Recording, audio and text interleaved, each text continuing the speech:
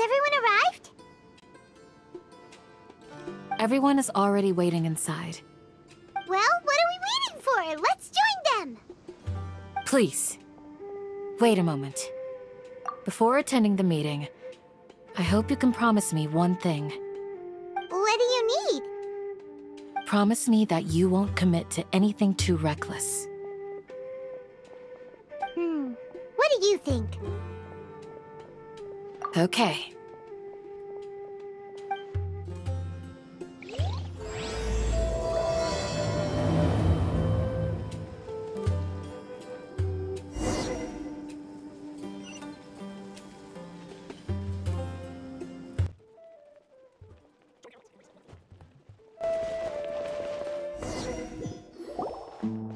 Everyone's here so early! But why isn't anybody talking? We already discussed things a bit. Hey, where have you been? I've missed you too. Are you ready? Very well.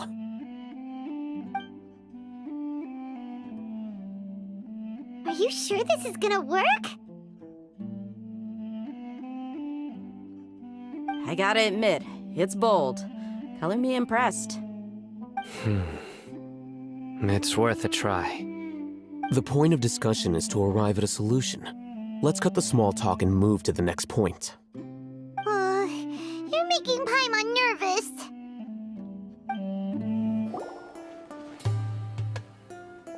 You're finally done. I have some other stuff to take care of. Catch you all later. Come on, don't give me that face. I know what you're going to say. I'll be careful. That's what I wanted to hear. Take care.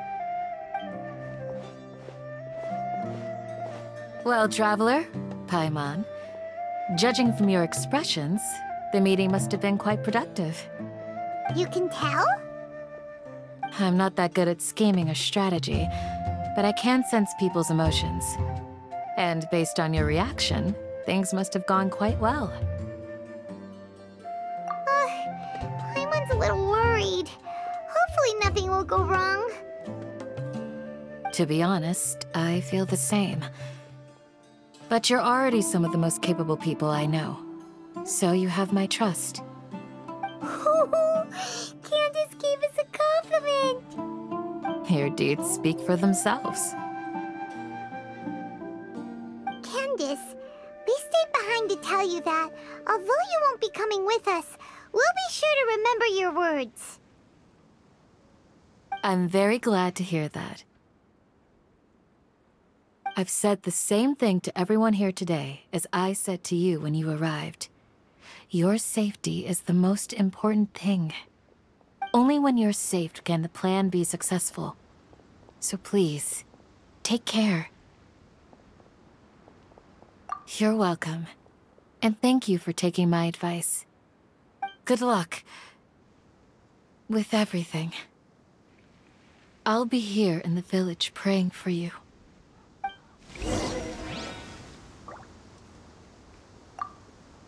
Stay safe, everyone. I'll be here, praying for you. Good luck.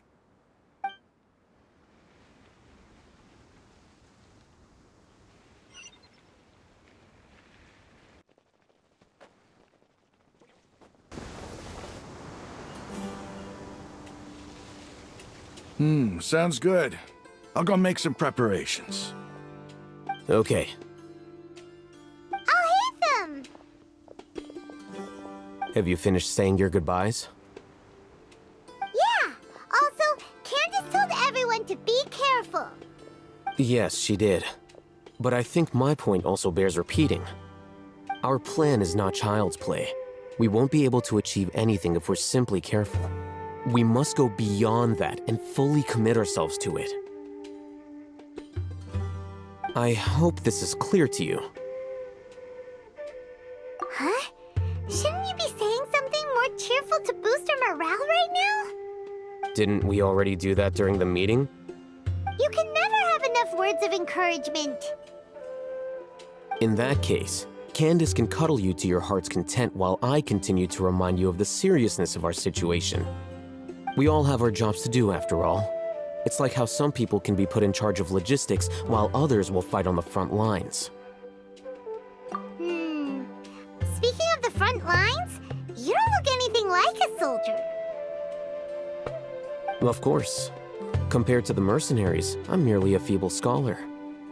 But the advantage of not being a mercenary is that I get to stay in a safer place and offer my strategic insight. Just think about that mercenary who lost his mind. Mercenary groups are facing constant danger every single day. Well, being a scholar is also a high-risk occupation, and you are a scholar. I'm not like the rest of them.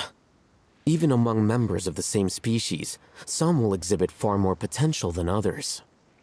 This guy. Paimon still remembers when those mercenaries in Port Ormos called you a lunatic.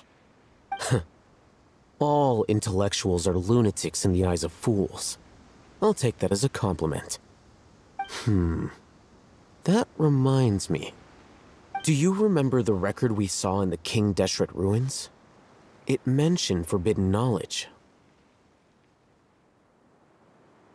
You have a good memory. Forbidden knowledge has the power to drive people insane, but this fact has never been shared with the public. Even I, who has worked in the academia for some time, was never once informed of this. I think those mad scholars and mercenaries we encountered may have all fallen victim to the corrupting qualities of forbidden knowledge. But the academia has always held a different view. They have always believed that symptoms of madness are a side effect of human contact with divine knowledge as mere mortals. Come to think of it, perhaps the academia has also never understood the true nature of forbidden knowledge, and thus always approached the issue from the wrong direction. The Withering, Elazar, and the sandstorms. Don't you think what is happening right now across Sumeru is rather similar to the forbidden knowledge pollution that occurred in the desert thousands of years ago? But Paimon thought that Irminsul's disease is what caused the withering in the sandstorms. At least, that's what Tainari told us. Wait a second. Could it be that... Ah, you've connected the dots. The cause of Irminsul's illness may precisely be the pollution from forbidden knowledge. But if that's the case, what should we do? This is huge! Wait. Why do you think Lesser Lord Kusanali would have a solution to this situation?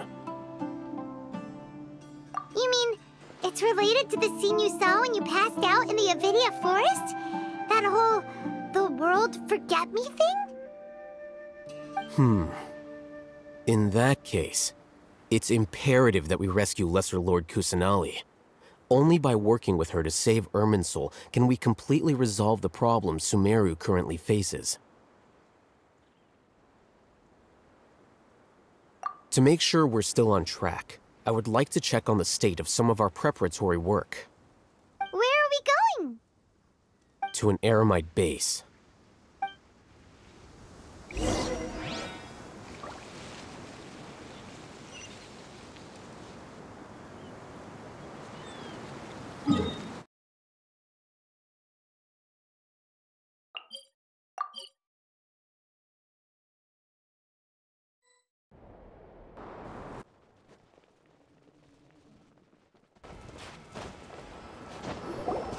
Oh, you made it. Huh? What are they doing here? I gave them some technical work to do. Ah, it's the scribe. And is that the traveler I see? How's the work going? Ah, yes! We have fixed the devices according to your instructions. One of them is already ready for use, while the others are still under repair. Aren't those devices for canned knowledge extraction? What are you doing with those? Look here. Huh? More canned knowledge? Are you going to put more weird stuff into his head again? What's that look on your face? Are you scared? Paimon's a little scared, but very, very furious! That's an interesting response. Anyway, we're not going to use this just yet. As I mentioned during the meeting, this knowledge capsule contains a decree I drew up in the past. The academia should also have their own copy. And according to the plan we just came up with, Traveler, I want you to record something into this capsule. Do you believe we can save Lesser Lord Kusanali? Good. Conviction is the most important part of all of this. Now, please get ready and put on this device. You want us to record our conviction into the knowledge capsule? Yes. Paimon is still really worried. I understand, but trust me, Paimon, this is something we have to do. It's best if you can do as I say. Because, to achieve this impossible task, it sounds like you'll need to fool your own heart first. Although it may feel like a trick, self-encouragement may be the most important tool we have. Paimon can see the point you're trying to make. Imagine this. We have orchestrated our plan and successfully rescued Lesser Lord Kusanali. As a result, we have changed Sumeru's entire political landscape. Everything went without a hitch, and everyone recognizes and praises our achievements. Now, open your eyes.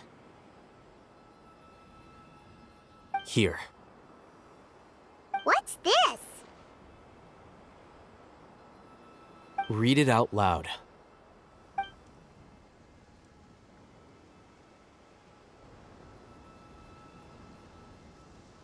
It's done.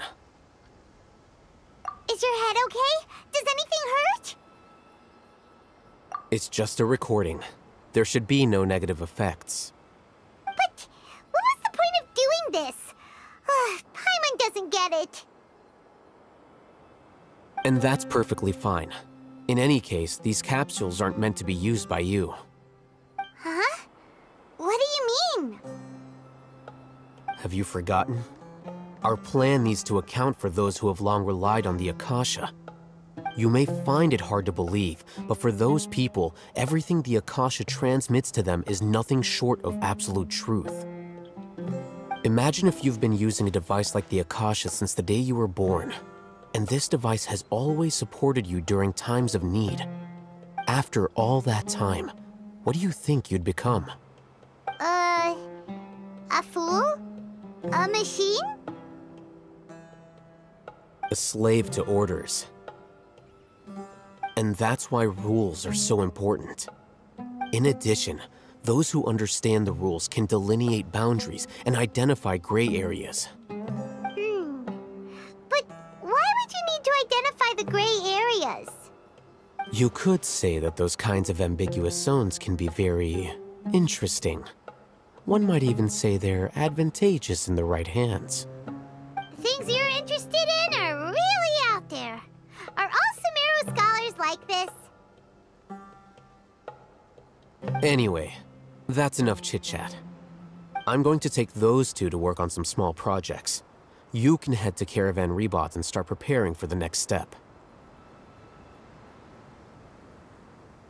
Small projects? We're going to tinker with the Akasha terminal and make a few modifications.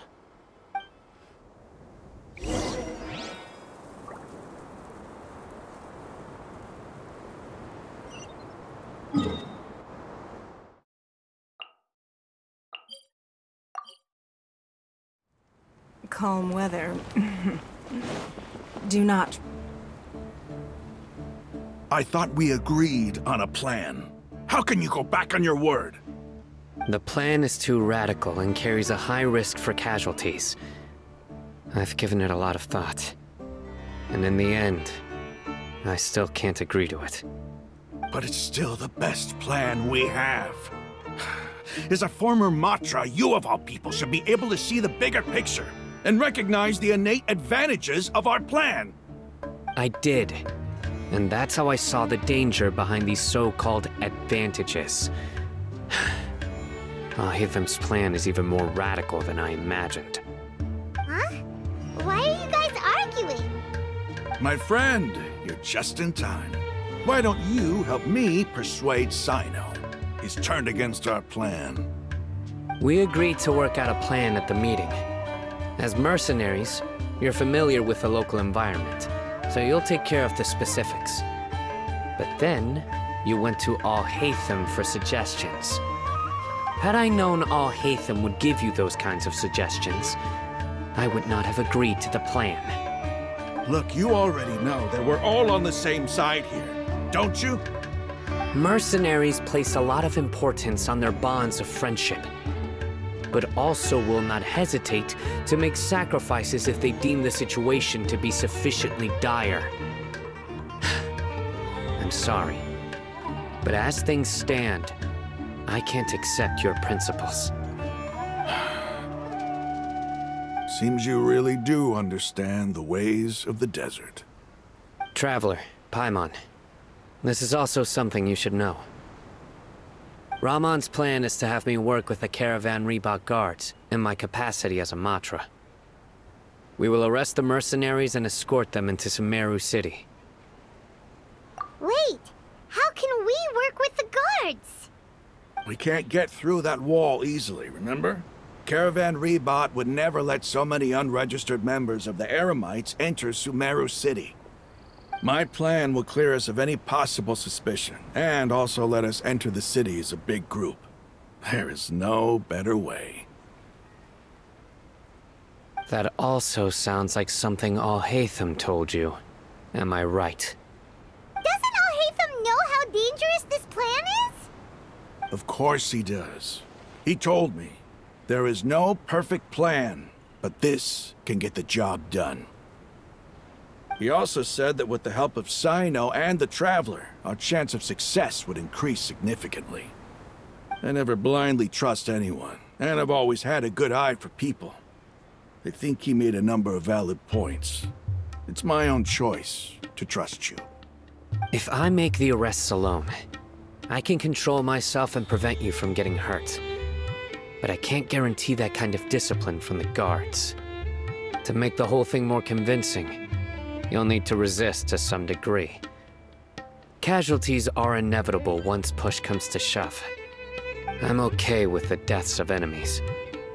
But now that we're allies, I'm against the meaningless loss of our own. I can't believe a Matra would actually care about us. I've lived a hard life, and I can say that people like you are hard to come by. I've always treated my allies with honesty and respect. They have the right to know important things like this. Now you're making this hard for me. Hey, is there something we can do to help? I knew you would say that. We can help fight some of the mercenaries, which should reduce the number of times you'll have to struggle directly with the guards. That should help at least a little bit. Sino, on behalf of my people, I thank you for your kindness. But this is a mission we cannot turn our backs on. We strongly value the lives of our friends, but the goal we are about to achieve is even more important. We have no fear of casualties, because we crave the spoils of victory. So please, lend us your support. We will show you the determination of us desert dwellers. Well, now that you've put it that way, I can no longer refuse. But remember, you need to follow the plan and not do anything reckless. Candace made it very clear that we can only achieve our goals if we can ensure our safety. Since you and I both recognize the significance of this operation, there should be no more animosity between the followers of the Dendro Archon and those of King Deshret. Everyone's life is equally important. Okay, you have a deal. Let's do this for our shared dream. The guards should be stationed in the courtyard nearby. You can find them there.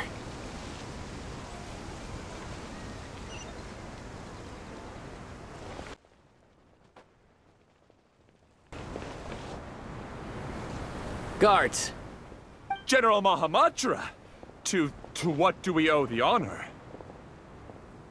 Keep your voice down. This is a secret operation. I'm going to arrest a large criminal gang near this location.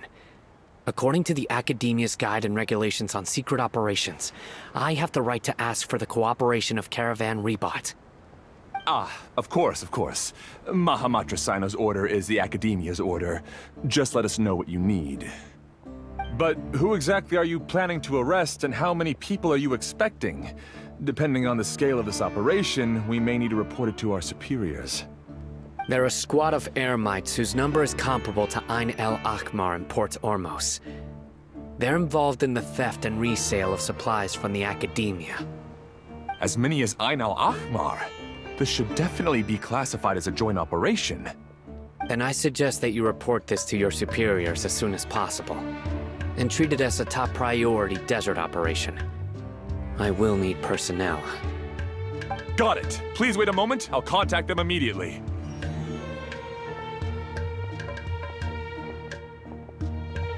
Because this is work.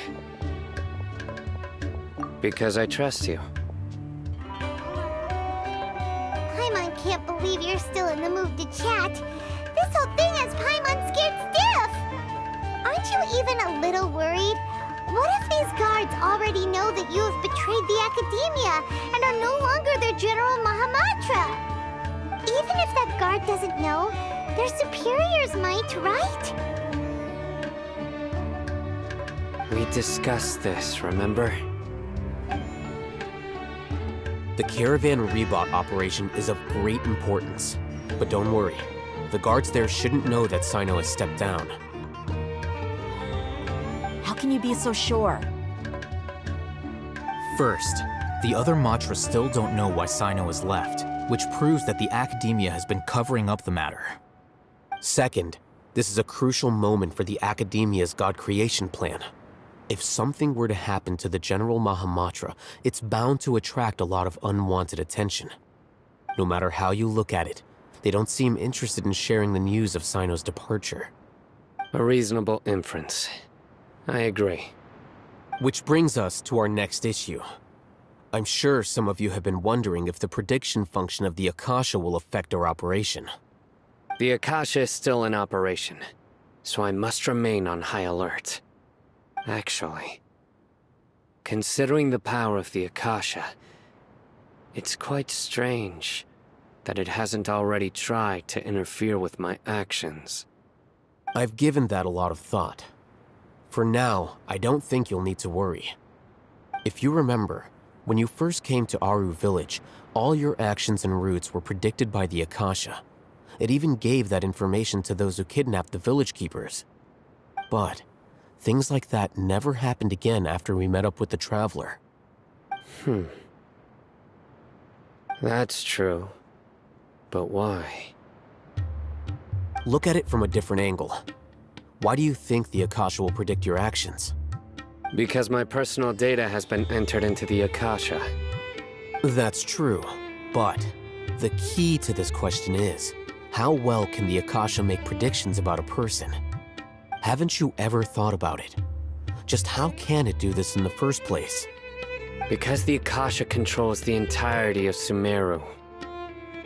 The Academia firmly believes that all human actions can be explained through logic. By sorting and analyzing entered data, the Akasha can derive behavioral logic and predict the actions of those who fit an existing logic model. However, at the risk of sounding like an advocate for fallacies, can everyone truly be considered logical at all times? Emotions are part of our behavioral logic, but can you guarantee that every experience of the same joy or pain would be equally intense?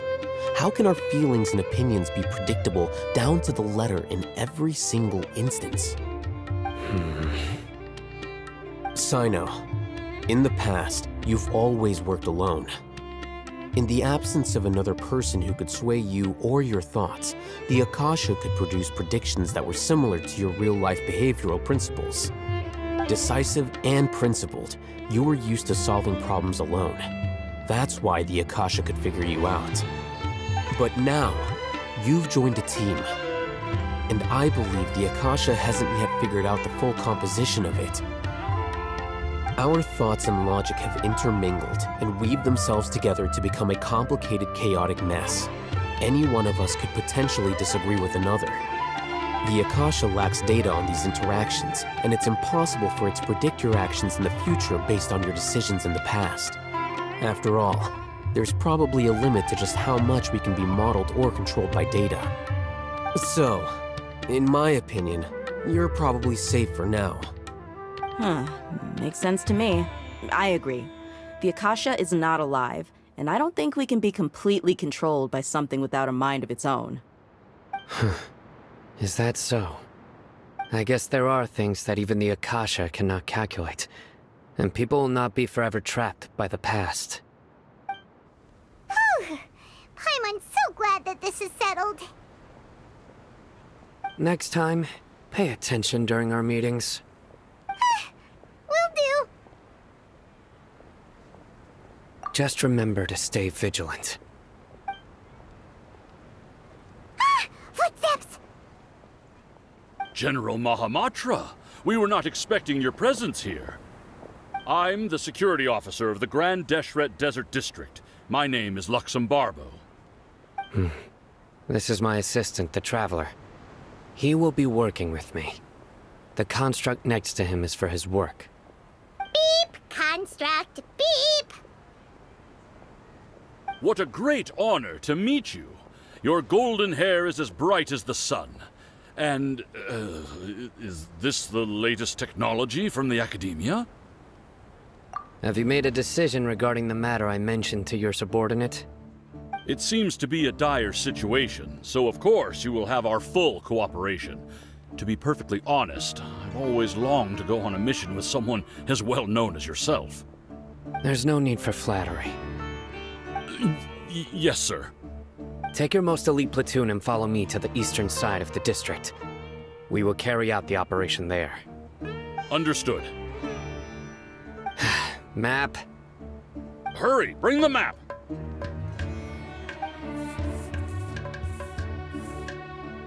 In 2 days, we will engage Rahman's Eremites and capture all of them. Any questions about the time or location? None at all, sir. Good. See you then. Yes, sir.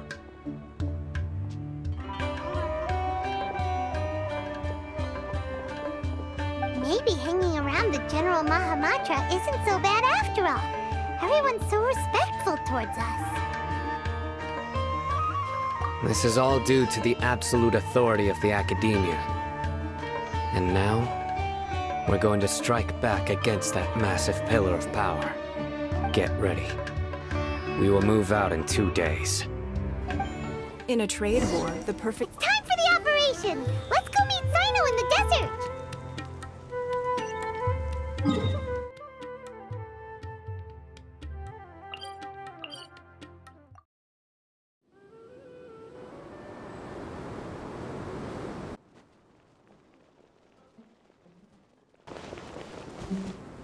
Look! Over there! Our helpers have arrived already! Let's hurry over! Wait a moment.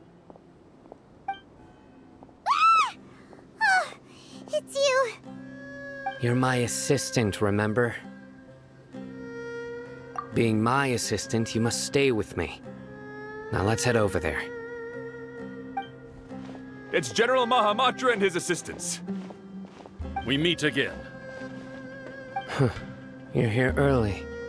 It's to show how important we think the operation is. Since this is a big case for the Academia, we are prepared to give it our best. I'm glad to hear your sense of resolve. Remember, we must capture them alive. They are our only leads for the case. If they die, we will be unable to continue the investigation. Understood. Everyone! The Eremites are approaching from the west! Make preparations and be ready for combat. Halt! Oh? What a warm welcome! What do you want? Judging from those shiny weapons in your hands, it seems like you're not interested in a deal. Rahman, the Academia has caught wind of your smuggling and illicit sales. If you value your life, I advise you to surrender. Who are you supposed to be? A Matra from the Academia? I can't believe you came all this way just to catch us. I'm not here to talk. Oh. Nobody's given me this much time of day since I became a mercenary. Brothers! For that slight, let's wash our blades with their blood. Let's show them we Eremites are not to be messed with.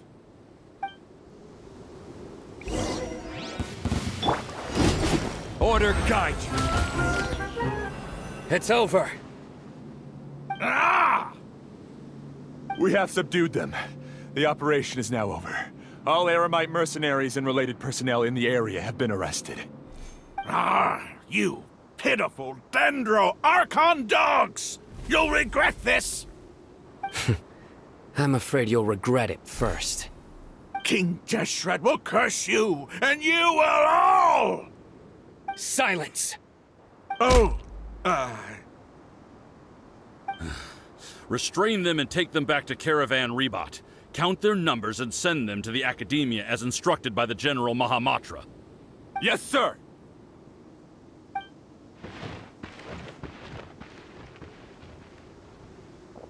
Mahamatra Sino, I will now take my leave. If you need further assistance, please come to Caravan Rebot and ask for me. Understood. You are dismissed. There they go. Let's talk elsewhere.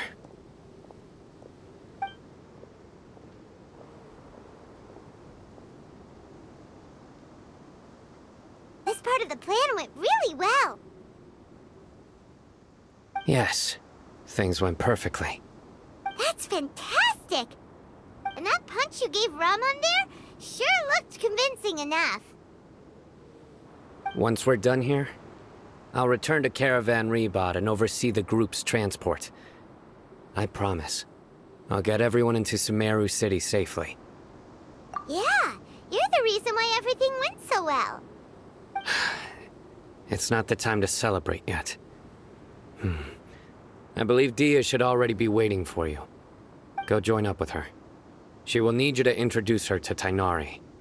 Speaking of which, is it really okay for us not to share the full plan with Tighnari?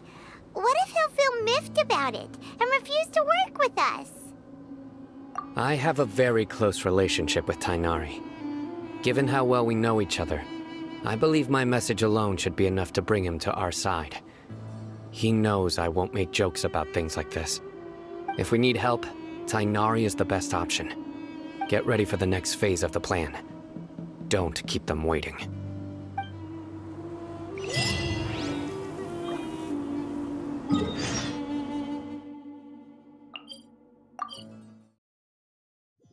We should look for...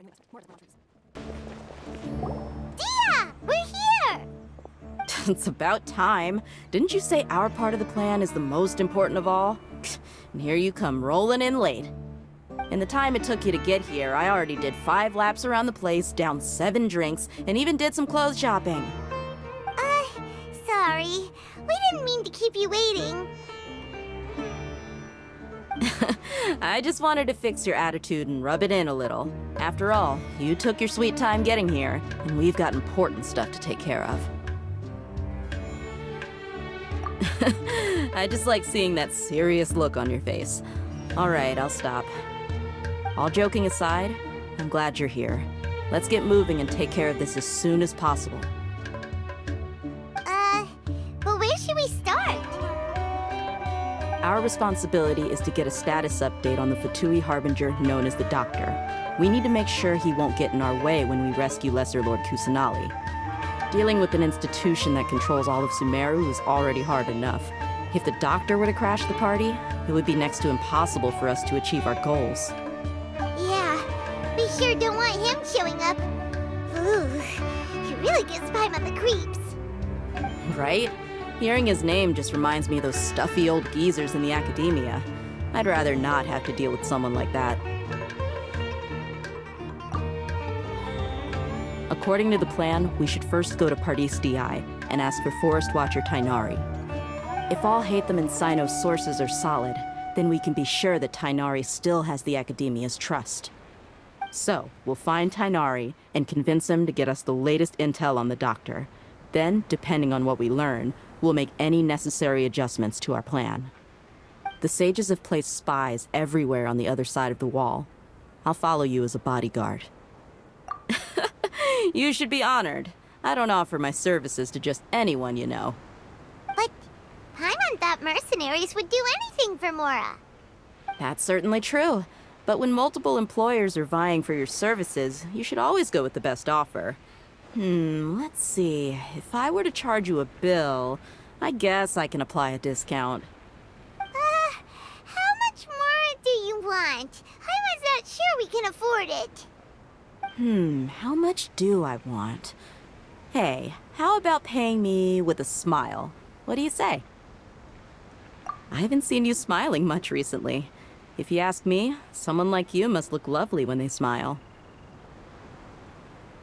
Come on, give me a smile so that I can be less worried. Looking good! I hope this pretty smile will become our lucky charm. There are many kinds of smiles, but only a truly joyous one can bring blessings to others. Let's consider this smile a down payment for our future victory. Let's go. It's time to pay a visit to Pardis DI.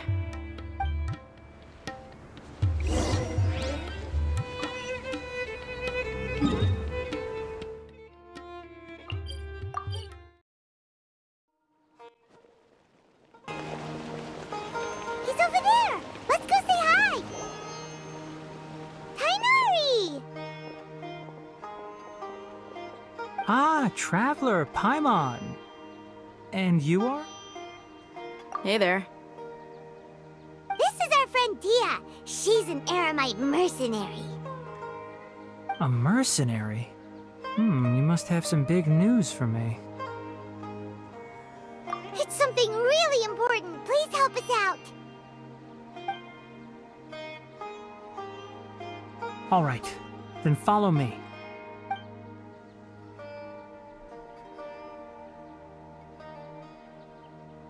This place is better. We won't be disturbed by any passerby.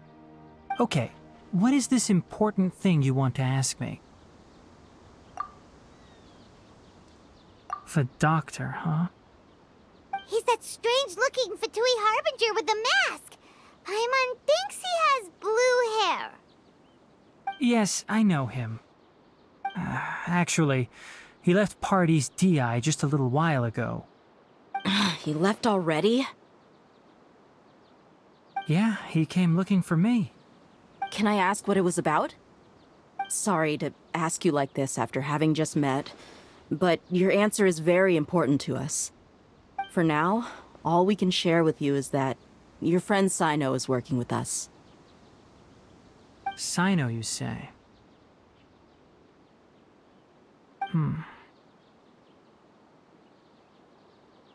I see. So that's why he hasn't been at the Academia. Okay. I will answer your questions and will assist you any way I can. You don't have to tell me everything that's happened. Cyno's name really does work wonders. You're not even a little worried that we might have made it all up? Despite having just met you, I can sense that you're the serious type. Between you, the Traveler, and Cyno, none of you strike me as the type that would conspire to deceive me. You don't need to tell me anything you don't want to. I'll also get straight to the point. The Harbinger you mentioned came to me because he wanted to take the scholar Hypatia away with him. Hypatia? Why would he want her? And what do you mean by take away? Is he planning to leave Sumeru? Yes. He told me his return to Snezhnaya is imminent.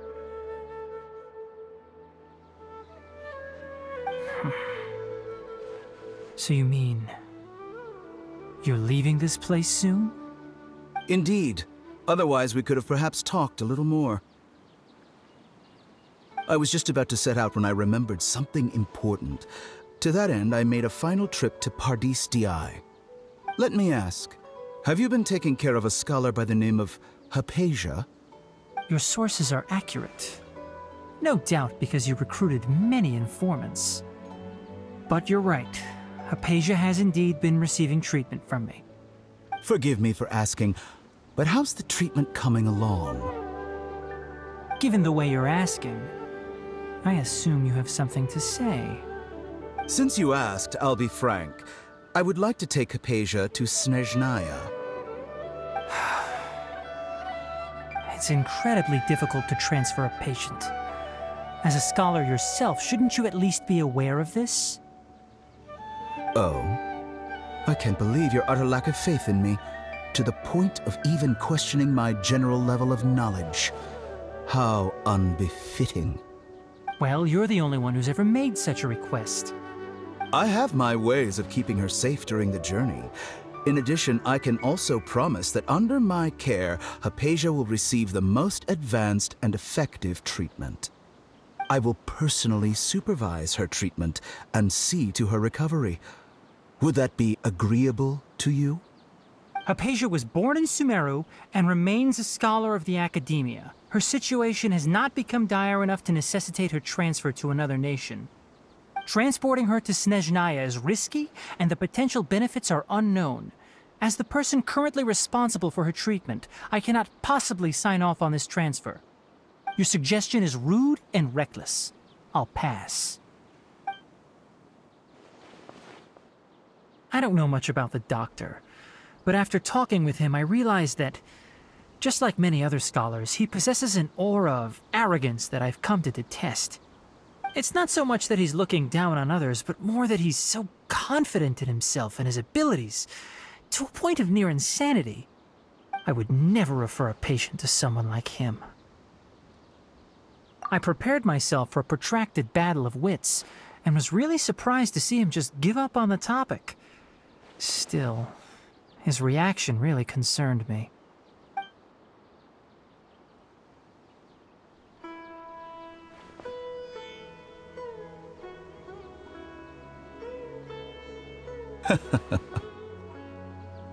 I see. Of course, your opinion makes perfect sense. You're still young, but already quite stubborn. I must say, you are not like what I had expected. Under normal circumstances, I wouldn't just let you off the hook like this. But unfortunately, I'm in a hurry today, what with Her Most Noble Majesty the Tsaritsa calling for our return. Luckily, there is still some time left for me to take care of everything before I leave. It's just as the Academia said, you're a responsible and gifted scholar. Sadly, even with all of that, you're still lacking a bit of shrewdness. And that's also why people like you can never realize that sooner or later, everyone must pay the price for what they've learned.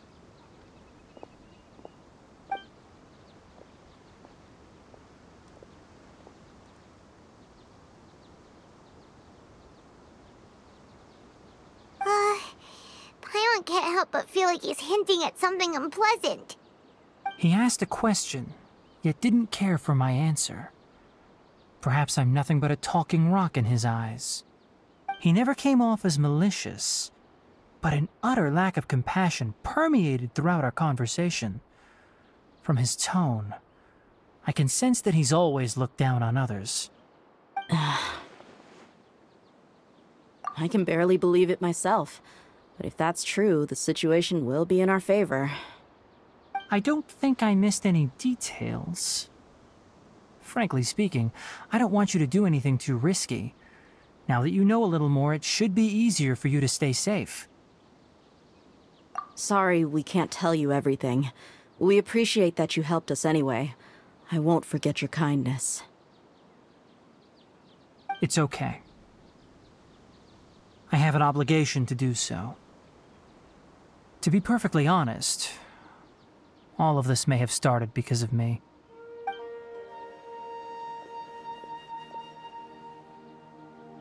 Recently, my master wrote several letters to me, asking me to return to the Academia and assist him with his research. Hasn't he already asked you several times before?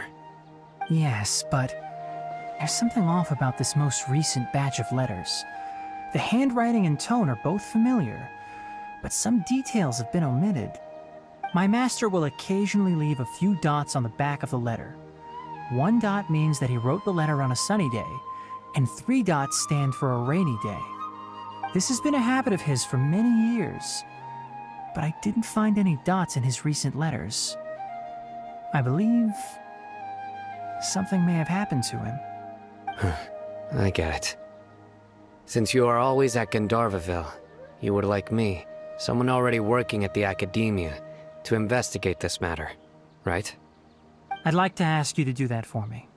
If you can keep yourself safe, please withdraw immediately at the first hint of danger. I can do that, but I have a feeling it won't be that simple. The Academia has been working on a big project. I'm not quite sure what it is, but your master might be involved with it. If the higher-ups really are hiding something, then it will be difficult to remove myself from the situation once the investigation starts. If the situation becomes critical, I'll leave the Academia. If you don't see me there for an extended period, that's your cue. All right, we've got a plan. I'll stay at Gandharvaville to support you. If that scenario comes to pass, you must be extra vigilant. And be wary of any messages or direct requests from the Academia. I must say, I didn't expect a warning like this from the General Mahamatra. Being loyal to the Academia doesn't mean blindly doing whatever the sages say. I know what I'm doing. On that note, aren't you also being quite distrustful of your alma mater? The Academia, yes, but my master is a man of integrity. Even when I was a student, I was worried he'd get in trouble for sticking to his beliefs. I suppose he's lucky to have lasted so long. But in the end, it still caught up to him.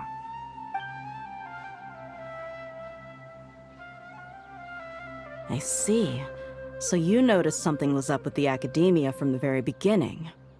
This may well be how Sino became involved in all this. In that case, I must keep my promise and help you however I can. Also, if you run into Sino again, please help me pass on a message to him. Trust your own senses and experiences. I think this may be something he needs to hear right now. Okay, we'll find a chance to tell him. Thanks. Right. Now let's go hunt down this Harbinger. Oh, by the way, which way did the doctor go when he left Pardis Di? That way. Gotcha. Thanks so much. We'll be on our way. According to Tainari, the doctor is leaving Sumeru soon. I want to check if the doctor was actually telling the truth. He also said that he'll take care of everything before he leaves. What did he mean by that? We need to be extra careful when dealing with a person like him. Just to be safe, let's chase him and see what we find. But we have no idea where he went! How can we start chasing him? We'll do it the mercenary way. I'll find leads as we go. All you have to do is just follow me. That Harbinger may have tried to cover his trail, but he still left some traces. Or perhaps he never even thought about concealing his whereabouts. Maybe that's just how arrogant he really is. Yep, we're headed in the right direction. The traces are still fresh, but there's no sign of his entourage. Clearly they're in a hurry. It's just as I thought.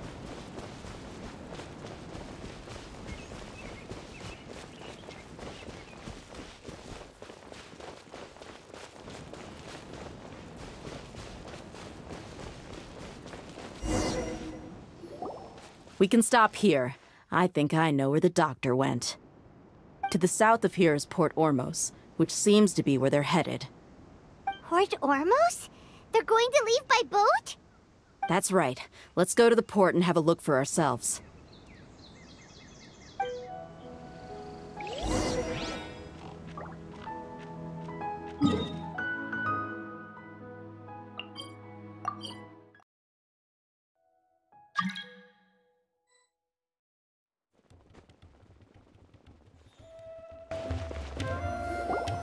Look! Fatui soldiers! Thanks to Dia's tracking skills, seems we found the right place. Shh! Don't draw their attention. The port is crawling with Fatui soldiers. Let's keep going and see what we can find. Now this is a proper farewell ceremony for a Snezhnayan Harbinger. The Lord Harbinger is leaving. I've still only seen him once or twice. I used to hold a position in our homeland, and back then, the Doctor spoke in a very different way from the way he speaks now. Maybe the way people talk in Sumeru has rubbed off on him? It's always like that when you spend too long away from home. When he gets back to Snezhnaya, perhaps it will also take him some time to get used to the life there again. Huh? But, sir, that can't be right. No, I remembered like it was yesterday. Both his expressions and tones are now very different. Also, for some reason, he seems like he's all smiles now. You must be mistaken. Nobody's supposed to look happy when they're on a business trip.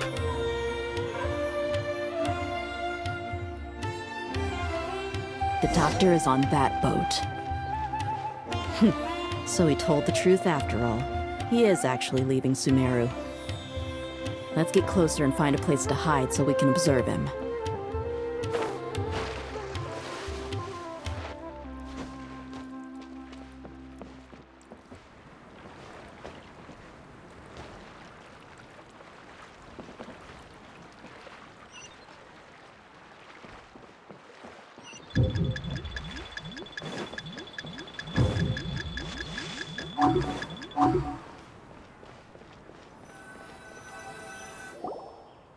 This place will do.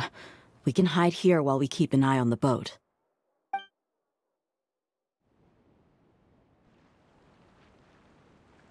Huh? Uh-oh! He saw us!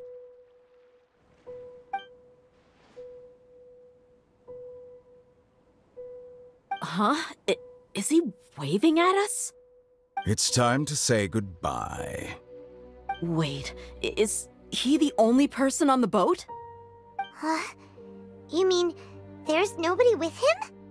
And where are all the soldiers we saw in the port just now? They were all here just a few minutes ago, but now they vanished. So this was a trap. Wait, don't tell me that. Luckily, there is still some time left for me to take care of everything before I leave. Oh no. They might be after Hypatia. Let's get back to Party's DI. Huh? What do you mean? I'm afraid that she's seen something that she wasn't supposed to see. If I were the Fatui, I would also try to take her away. And if I couldn't... Oh no! Are you saying they're going to kill her? Let's go!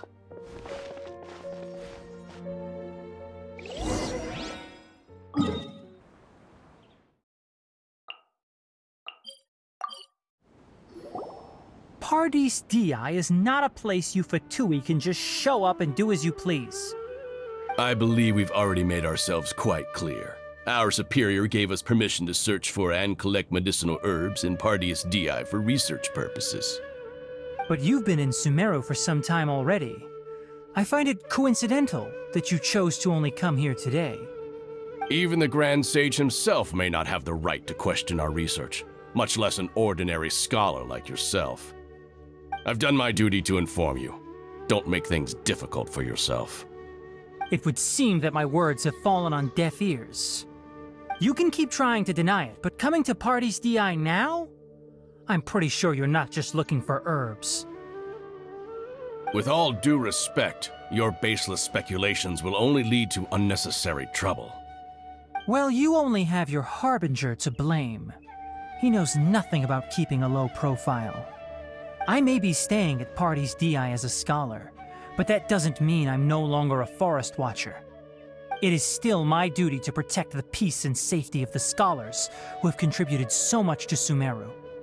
Then it seems our conversation has hit an impasse. No one will lay a hand on you, Hypatia. Not on my watch. Tighnari! Are you alright? I'm fine. These Fatui have really crossed the line. Time to teach them a lesson. There's no use resisting! Give us Hypatia! Keep dreaming! Yeah, Tighnari! Beat him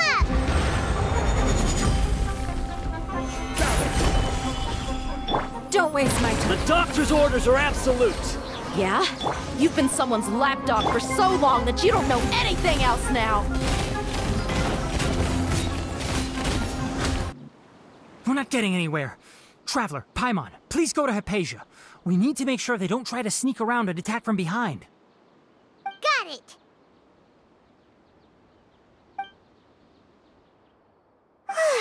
Hypatia's still here. Doesn't look like anyone's broken in.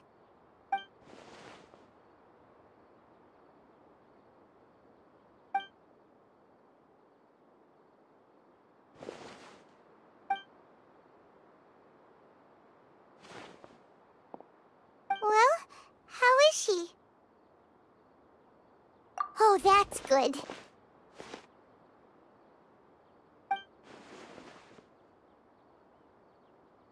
So, you think this is over?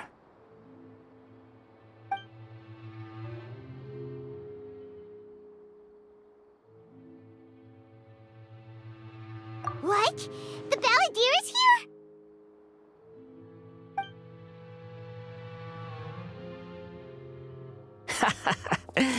I've missed that look of abject horror. You've given me that look every time we meet. But, where is he?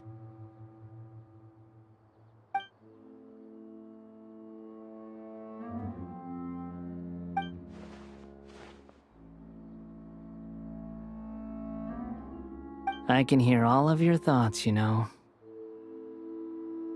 Don't you remember? I already saw you the first time you came to Party's DI and made contact with Hypatia. I didn't need to do anything. It is her honor to be able to connect her consciousness with me. Who are you talking to? It can't be the Balladeer, right? That's impossible. I know you must be curious. I might as well tell you that I decided to enter Hypatia's consciousness the moment I sensed your touch. I wanted to observe you on a fool's errand. Hey, Traveler! What are you doing? My deification is nearly complete. All that's left now are just some final details. Do you understand? Even if you manage to rescue Lesser Lord Kusanali, it will be impossible for you to defeat a bona fide god like me. Is it wise to force that childlike god into a divine battle against me?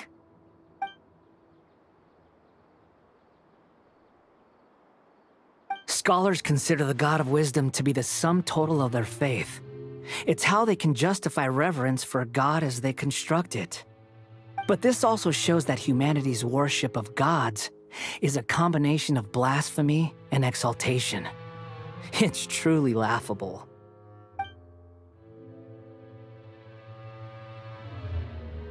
Yes. What is it?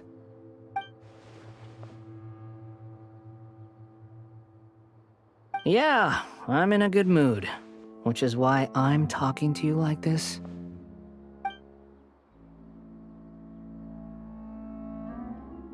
What do you mean?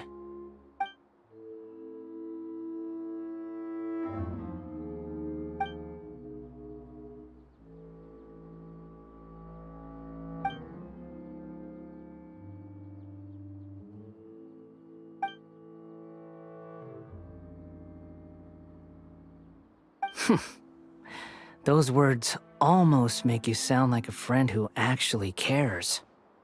But you're wrong. I'm different from all of you. I was born to become a god. My entire life up until this point has just been a meaningless routine. Just think about a sheet of paper. By itself, it holds no meaning.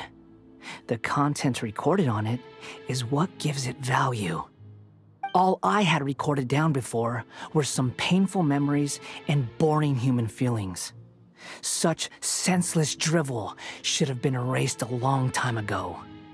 Indeed, to me, the sight of you fools in your futile struggles is far more amusing. Tell me, just what has this world done for you to protect it with such zest and conviction? I'm connected to your consciousness, so I can hear what you're thinking and sense the depth of your determination.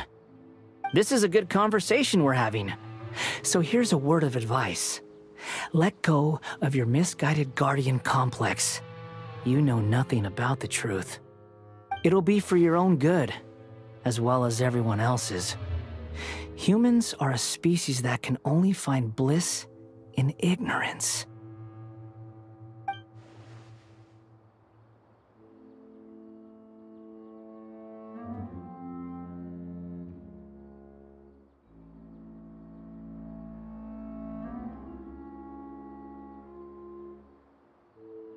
Ah, you've seen my affection for her.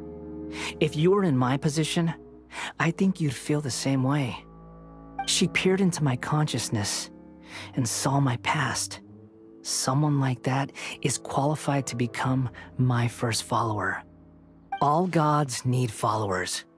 So Hypatia has been chosen. Her appearance heralds my imminent arrival at the throne of divinity, while her worship shall become my glory.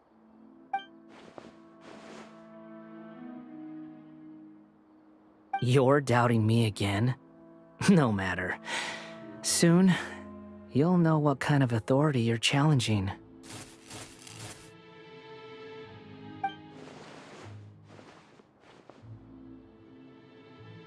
Who wants to hurt my devout follower?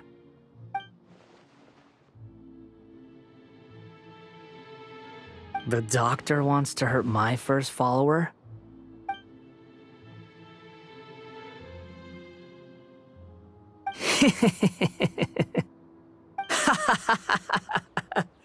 How very amusing.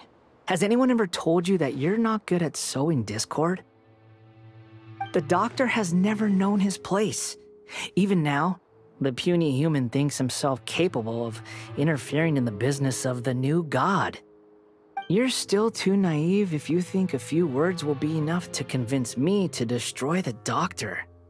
But I'm willing to give you a gift, just like my expression of affection towards Hypatia.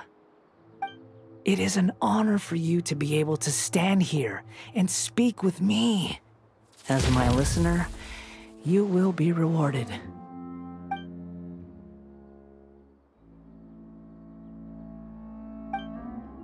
Both good things and bad things can be called gifts. After all, gods have never needed to be reasonable. Ah! Paimon hears thunder! That person Paimon couldn't see was the Palantir? Oh, he sure chatted with you for a while.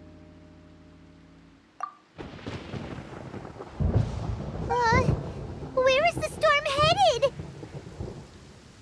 That means anyone outside is in danger! Let's go! Tighnari and Dia still must be fighting!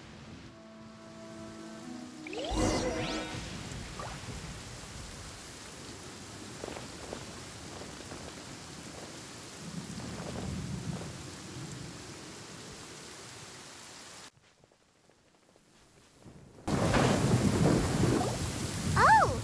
Have the Fatui retreated? Hey! What happened to you? He's hurt. I'm fine. Don't move. I've seen Eremites get struck by lightning before. You need to rest.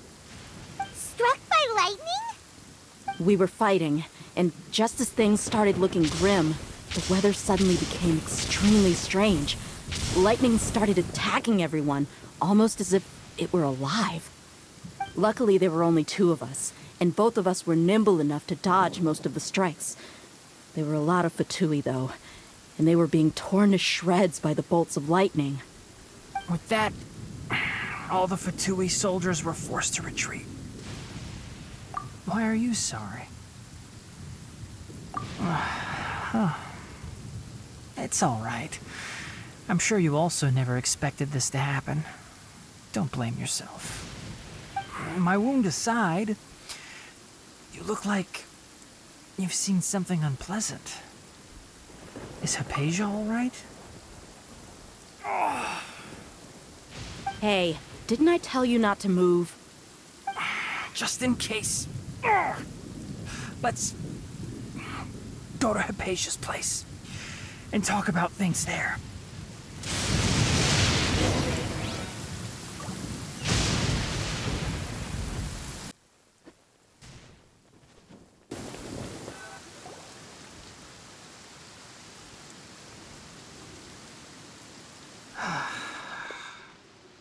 Thank goodness she's fine. Hey, how about taking care of yourself first? I understand my condition. The wound is not fatal. I'll be all right. Ugh. The more you understand medicine, the worse of a patient you become. I know. They always think they can push through the pain. Oh, he sat down. Let me rest for a bit. Sorry, traveler. Now you may start.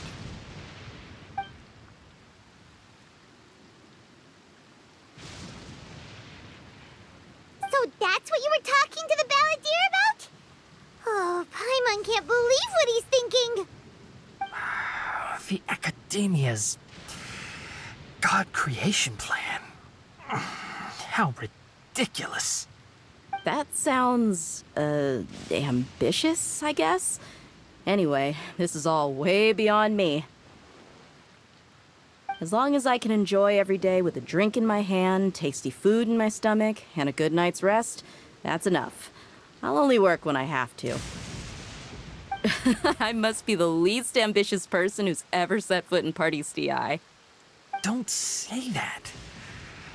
I haven't even thanked you for your help back there. Don't mention it. Well, if nothing else, all this proves that the doctor really did have some urgent matter to attend to, and left Sumeru in a hurry.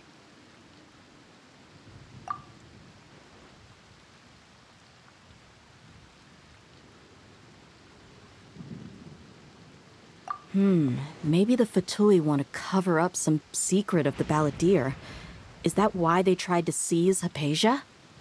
You said the balladeer claimed that Hypatia has seen his past. So, what could be there? Have you noticed? The balladeer is not happy with the doctor's actions.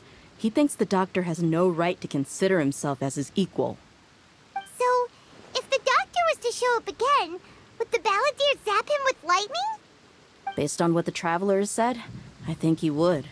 Having the doctor gone benefits him as well as us. In other words, we've successfully completed this stage of the plan. The doctor is out of the picture now. Yay! That's a big accomplishment! I'm also happy for you. Thank you for the help, Tainari. Make sure you rest up for now. Yeah. All right. Okay, that wraps things up for us here at Party STI. Traveler, it's about time we rendezvous with the others at the Grand Bazaar. Let's continue to keep a low profile. You can head there once you're ready. You can just focus on your plan. Leave Hypatia to me. My wound isn't going to get in the way. Oh. Okay. Guess I'll sit still for a little while longer.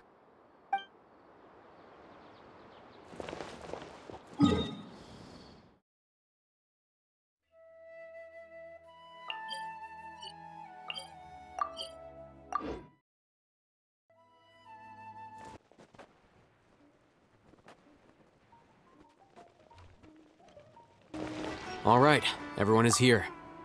How did everything go? Any luck with your missions? Let's report back one by one. I'll start first. We've made the necessary modifications to the Akasha terminal. In addition, the props required are also ready. I'll go next. The Traveler and I went to Party's DI. The situation was a bit complicated, but we found Tighnari. Unfortunately, he was wounded during a fight. Who was behind it? Well, that's the tough part. What should I say, Traveler? The Fatui or the Balladeer? After some back and forth, we confirmed that the doctor has left Sumeru by boat. He has something urgent to attend to back in Snezhnaya. So, we've successfully removed the doctor from the picture. Also, Tighnari's already resting, so he'll be okay. Good. Oh, Tighnari also asked us to tell you this message. Trust your own senses and experiences. All right. I'll remember that. Everything also went smoothly on my side. The Eremites should have arrived at their destination by now.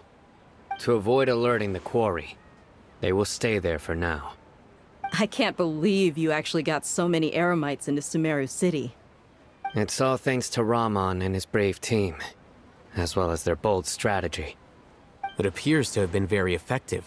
I'm glad to hear it. Well, is that everything? Okay, this meeting is adjourned. Huh? Wait, you mean that's it? Well, what else is there to discuss? Shouldn't you end with some words of encouragement? You know, to fire us up now? Personally, I'd rather we all go home and get some rest. I'll hate them, Ugh. Oh, and if you wanted someone to say something to that effect, then I must reiterate that I'm here to strategize and not to lead. So you should find someone more suitable to do that. But I thought all of you Academia big shots were great speakers. Then I should remind you that I'm the scribe. I know that. So what? A scribe is responsible for recording meetings, not speaking. Fine, whatever. Well, Cyno doesn't seem to be much of a talker either. I guess that leaves it to my employer. Employer? Yep, the Traveler hired me. That's right. So come on, boss. What do you have to say for the team? Yeah, say something to boost morale. Huh? What are you all doing here? Oh, it's Nilu! Hey, everyone. I'm not disturbing you, am I? Not at all. I was actually just about to go find you. Judging from the group and all your serious faces, you were discussing something important, weren't you? But you also look like you're up to no good. Seems pretty interesting. Welcome, Nilu. Would you like to join us? Huh? Join you? You mean, you also want to discuss something important with me? Yes. Something very important. Nilu, are there any breaks in your performance schedule in the upcoming days? Huh? Wait, you're seriously inviting me?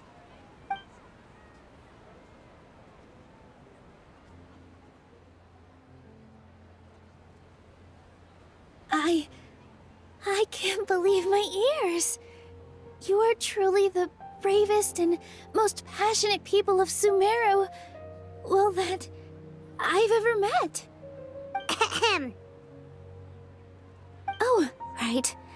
The Traveler and Paimon are not from Sumeru, but you are awesome as well. That's right! I must admit that I'm a little scared, but I'll try my best for Lesser Lord Kusanali. If I can somehow use my abilities to help you, then count me in. Remember, believe in yourself. Okay. I'll get my friends at the Grand Bazaar to help us tomorrow. Just remember not to say too much. Be discreet. Yep, you got it. All the preparations are done. Now, Can we finally conclude this meeting? So, have you thought up what you'd like to say, boss?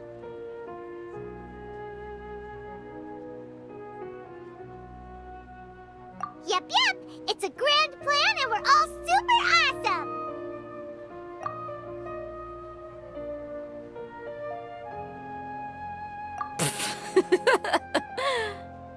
Well said. A good night's rest before an operation can be the difference between success and failure. Thankfully, I've had my place to myself recently. It's been nice and quiet. Huh? Oh, nothing. Alright, let's all go home and get a good night's sleep so we can be up early tomorrow! Okay, so I guess that means it's time to say goodnight now. Yep! Good night, everyone!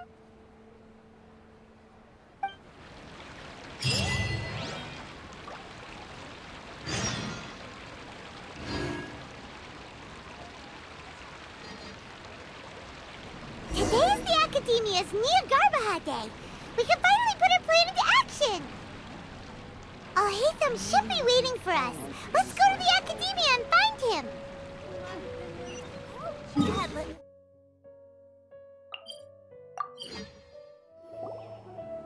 Hello, you two. Sleep well? Not really. Paimon got too nervous thinking about today and didn't fall asleep until the sun was almost up. What about you, Al-Haytham? Naturally, I slept just fine. After all, a good rest should be considered part of the plan, since energy is an important resource. You just want to show off how calm you are! It's crucial to dissipate any tension before we execute our plan. The only thing you're doing is being annoying! Anyway, do you need me to go over the game plan again?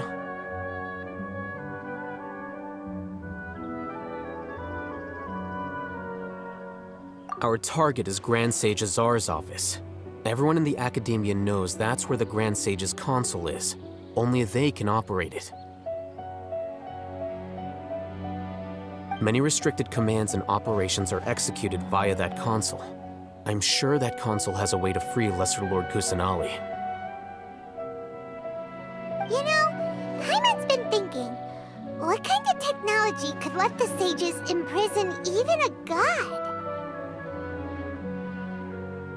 That isn't something they could have accomplished with their scholarly talents alone. In the Sanctuary of Surasthana, there's a device of Greater Lord Rukkhadevata's that she once used to isolate herself while meditating.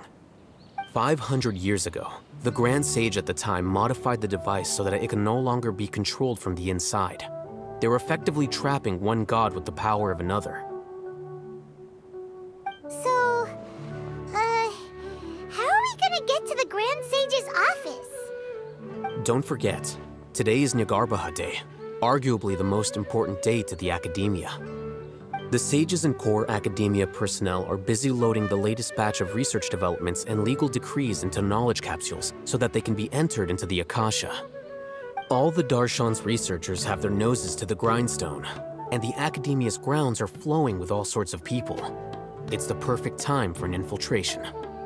When the Grand Sage leaves his office to supervise the entering process, that's our cue to access the console and free the Dendro Archon. Well, yes, that's just the visible side of our plan, after all. If precedence holds, the Academia should have already started preparing for Garbahad Day. Everyone should be in position. All that's left is for us to lead the charge. Let's go. So are we just gonna walk in through the front door, or...? Yes.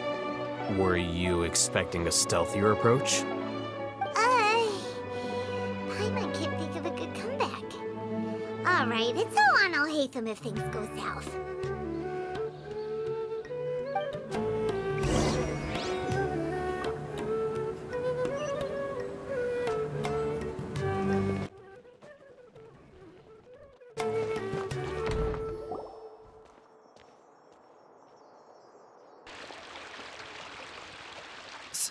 Scribe? Please, wait. Are you Scribe Alhaitham?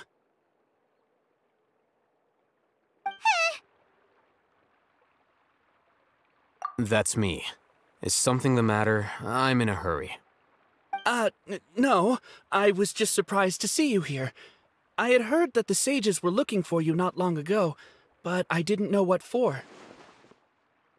And, also, please don't bring outside guests into the academia. Outside guests? How did you arrive at such a conclusion? Your groundless inference shames the Rukkhadevata Darshan. What did you say?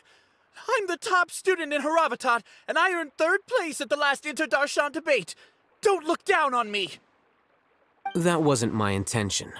As your Rukkhadevata senior, I just assumed that you possessed a greater aptitude for critical thinking.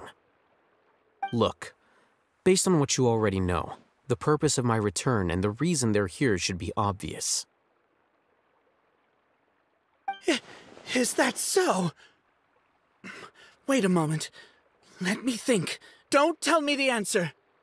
The sages search for you. A blonde-haired traveler. Outside guests. So, from the start, the sages weren't looking for you, but this traveler? And you were gone from the academia for so long because... Hey, shh. Yes, you've proven yourself as the top student in Rukkhadevata. I surmise you've arrived at the correct conclusion. As I expected. Please, forgive me. I wasn't thinking clearly just now. Thank you for getting me back on track. It's nothing. We'll be on our way then. All right. Thank you for your contributions to the academia, Scribe.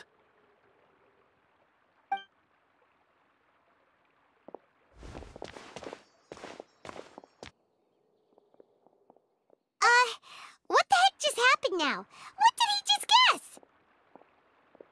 I'm afraid I don't know either. You have no idea? Mm-hmm. He convinced himself of whatever truth he came up with. That is the so-called pride of a scholar. If someone questions their academic facility, they will instantly feign understanding to keep up appearances. Nowadays, the academia is rampant with this type of scholar. Their obvious farces of intellect only serve to highlight themselves as fools. Wow, so there are special ways to deal with smart people. We don't even need to make up our own excuses.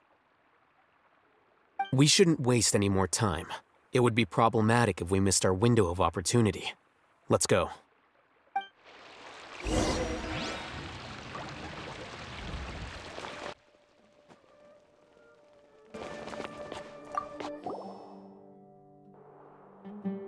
Is this the Academia's library? Indeed. Known as the House of Dana, it is quite possibly the most extensive special collections library in Teyvat. There are a lot of students going through here. Is it really okay just to waltz right in? The Academia marches to a fast beat, especially since it's Nagarbaha Day. They're all occupied with their own matters. Just act natural. Now, hurry along.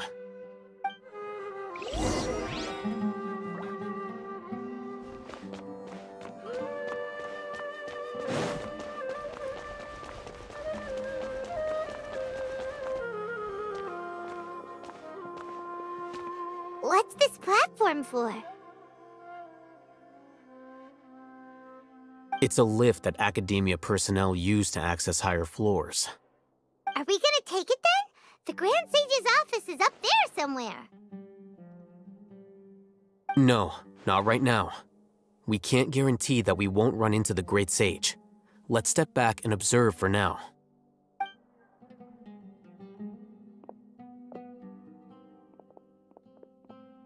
You think the Grand Sage will exit from there? And after he does, we'd sneak past him? Oh, Paimon thinks that's really dangerous. Who knows? However, if we can confirm Azar's current location, our operation will be much safer if we... Allow me to offer you a hint. If you wish to know his location, look behind you.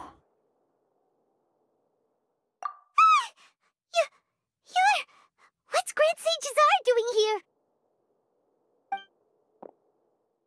here? Do not tell me you believed the Academia would not grow suspicious of you after such a prolonged absence, scribe. An eyewitness had informed me of your whereabouts, so I came to personally welcome you. Great Sage, I didn't expect you to care so much about me. I'm truly flattered. I'm sure, but compared to you, I am far more interested in these two unexpected guests. You are the Traveler and Paimon, correct?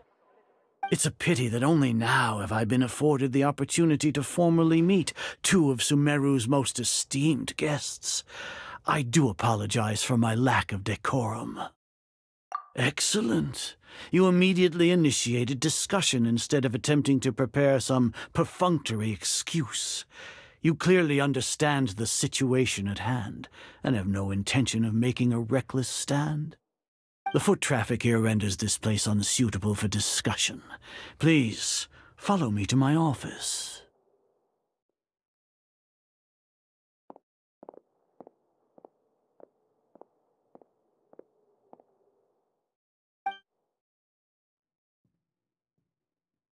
This place is crawling with guards.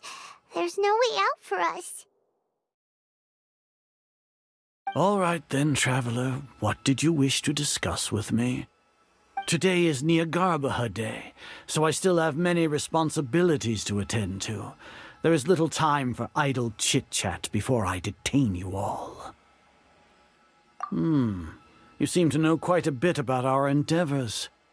If that is so, then you should be praising our great work, rather than using your trivial misgivings in a futile attempt to sway me. Trivial? Then tell me, what do the Fatui want from me? Worthless. Those are all completely worthless. Benefits, divine power. These materialistic words do nothing but debase our great work. Creating a god. Yes, we are using human wisdom to create a god. If humanity cannot attain omniscience and omnipotence, then we shall create a god to reveal them. This is the pinnacle of human wisdom. We shall regain a god's guidance at long last. No longer will we flounder in the interminable void of consciousness and knowledge. Even Irminsul will be freed from its plight. For our nation of scholars, this is the ultimate aspiration. No cost is too great to realize it. You will never understand the rapture of having a god be born within your very hands. With your degree of knowledge, you cannot even comprehend such an emotion. Gods exist on a plane that far eclipses humanity's. Lesser Lord Kusanali, what can she even do? Care for the people? Fend off sandstorms? Fabricate silly fairy tales? These are but child's play for the Academia. Does that make us equal to the gods? We are a people favored by Greater Lord Rukkhadevata. Though I may have personally not seen it, our forefathers bore witness to true wisdom. The ascension of the Lesser Lord has brought nothing but bewilderment to the scholars. They all ask, is that truly what true wisdom is supposed to look like? With that in mind, it is better to keep her isolated in the sanctuary of Surasthana, so our academy will not become embroiled in turmoil. What a pathetic justification! Do you really think that only the super smart or powerful should be able to call themselves gods? As per your judgment, Grand Sage, they are indeed dangerous individuals. Not only are they acting against the Academia, but their ideologies have the potential to lead scholars astray. Looks like there really was merit in my assignment. I'll hate them? Are you talking about us? Anyway, I've brought them to the Academia as ordered, but it took some time and trouble. Oh, that reminds me. Here's the investigation report you had requested. It's a summary of my time spent with the Traveler, an array of information about him ready for your perusal. Oh, Hatham! So you're still on the Academia side! We finally started to trust you!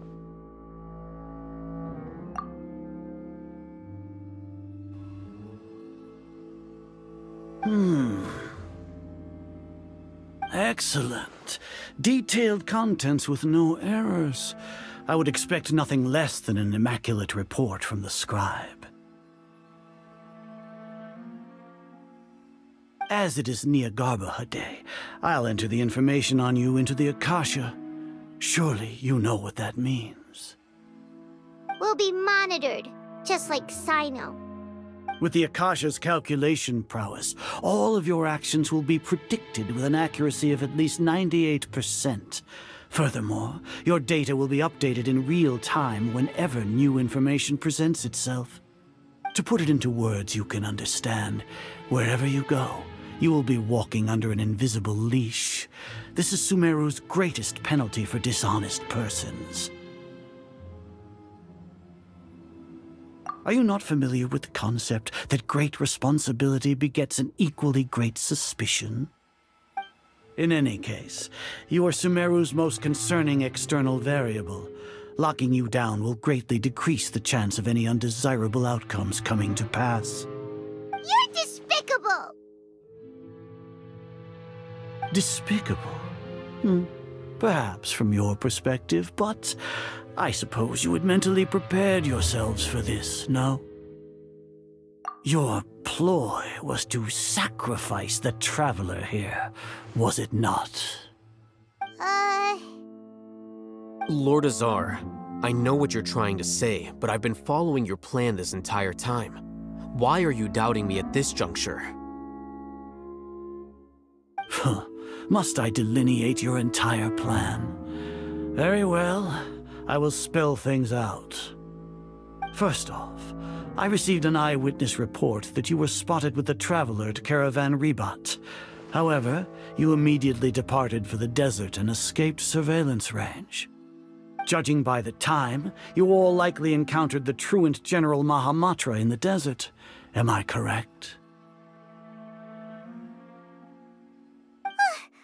Maybe Paimon shouldn't have mentioned Sino just now. The Academia had not received correspondence from its scribe for a prolonged time. You were also in the company of the Traveler, a close associate of Lesser Lord Kusanali and General Mahamatra Sino, who had defected from the Academia. With their instigation, what was the probability that you would betray the Academia? Rationally speaking, 50%? 70%? What do you think? Regardless, that's only a guess. The facts are that I've brought the Traveler right before you, and I gave you my report. Indeed, your boldness deserves praise. To think that despite status as an outlander, the Traveler is still willing to sacrifice for the sake of your plan. If I'm correct, you have a contingency plan to save Lesser Lord Kusanali and ruin our great work. Sneak into the Academia on Niagarbha Day, using Alhatham's status as the scribe, for there is a good chance that an opportunity to save the Lesser Lord will arise. Should your intentions be discovered, Alhatham will turn traitor and sacrifice the Traveler, thus proving his innocence. He can then stay inside the Academia and continue searching for a way to proceed forward.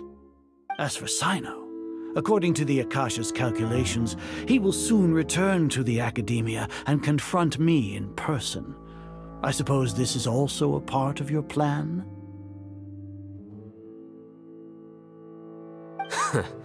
You'll see me as a traitor regardless of what I say, no? Even if you impugn me, it would have little effect on you all. You misunderstand. Losing our scribe would irreparably damage the Academia's regular operations and the development of Sumeru's future academic systems. However, under the current circumstances, even that is trivial compared to what we stand to gain from our great work. You said that I betrayed the Academia, but you, Azar, you've betrayed all of Sumeru, betrayed its Archon. So flight has turned to fight at long last. Guards!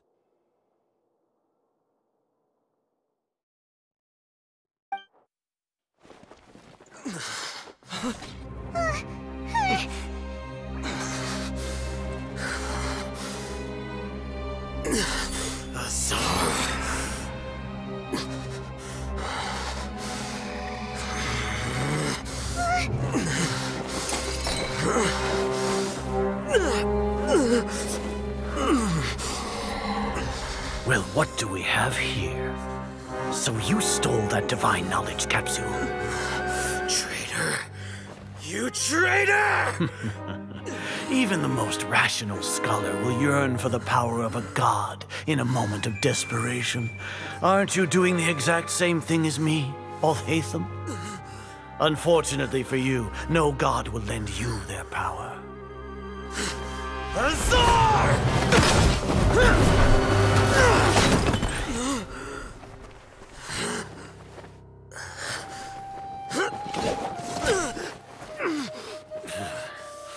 He has gone completely insane.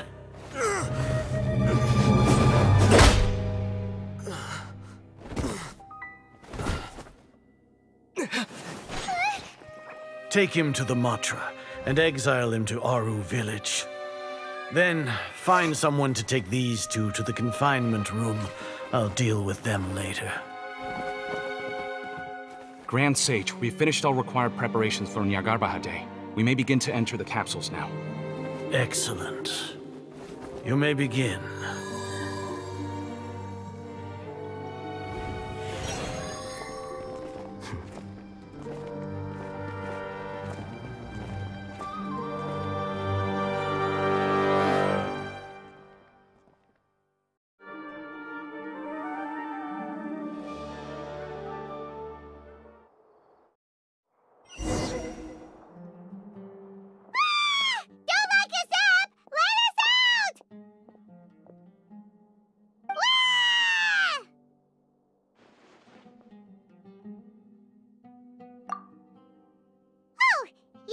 Paimon got a bit carried away there.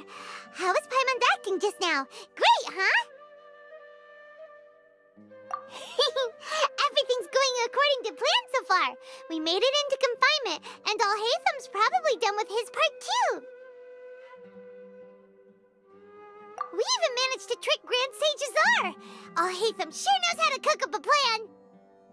What are we doing next? Paimon has trouble remembering things when she's worked up. Right. Paimon thinks it went something like this. Apart from that, we still have yet another goal in the first stage of our operation, which is to send the Traveler to the confinement room. What? Why do we want to get him locked up on purpose?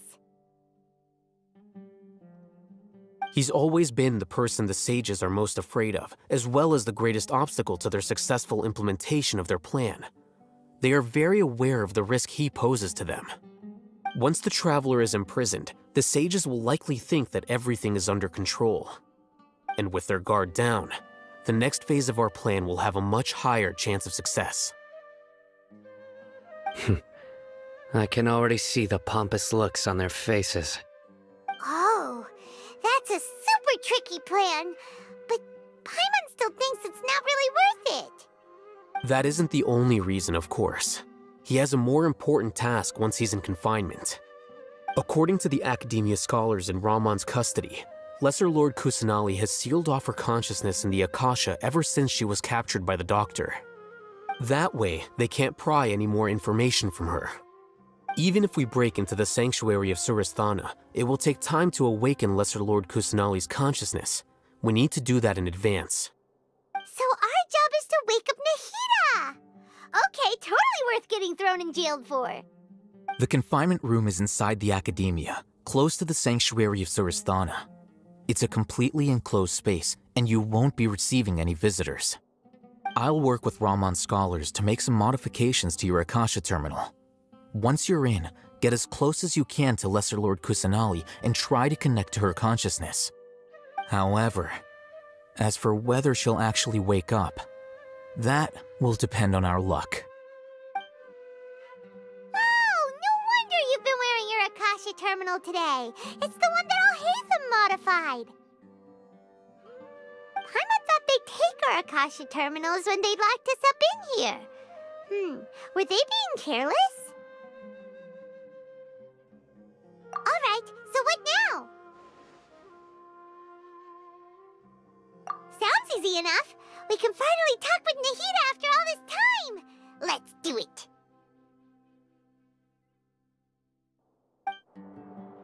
There's a light flashing on your Akasha terminal. It's almost like...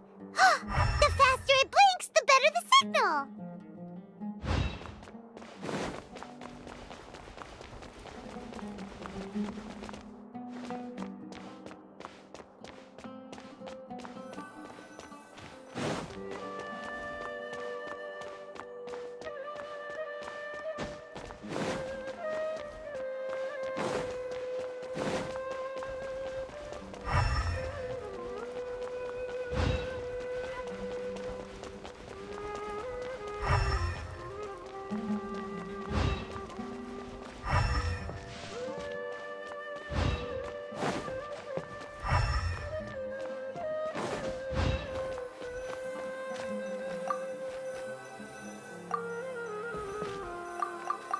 Whoa, it's Mora! Ooh, Mora! No, Paimon, we're not here to hunt for treasure.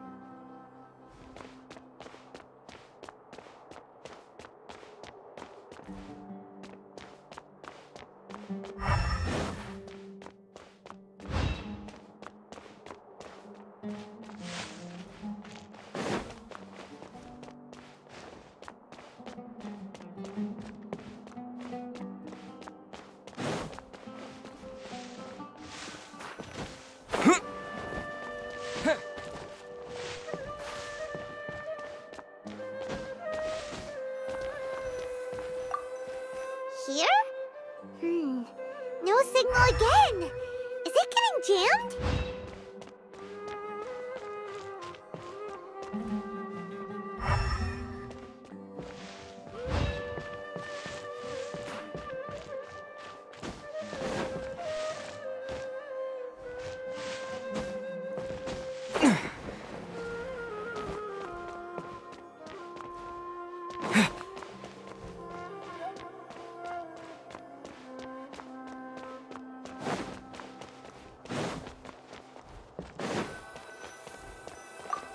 Here? No signal again. Is it getting jammed?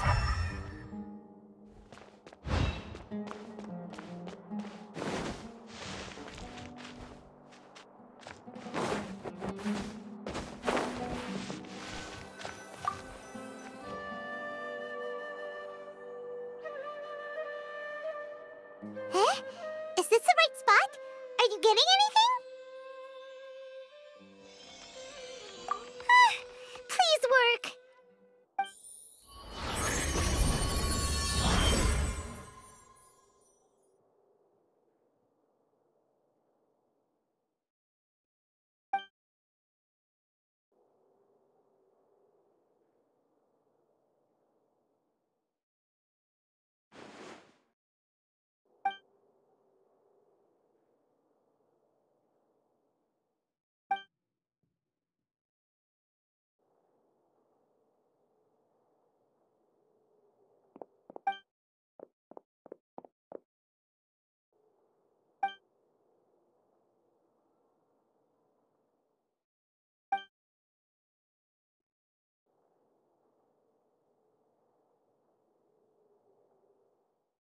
Nahida!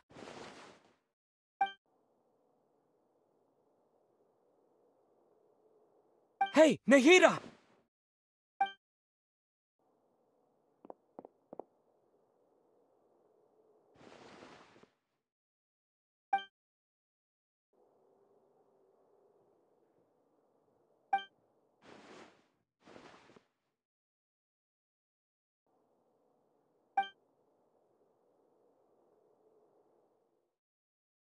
When did it first start? Oh, right. It started from the moment I was born.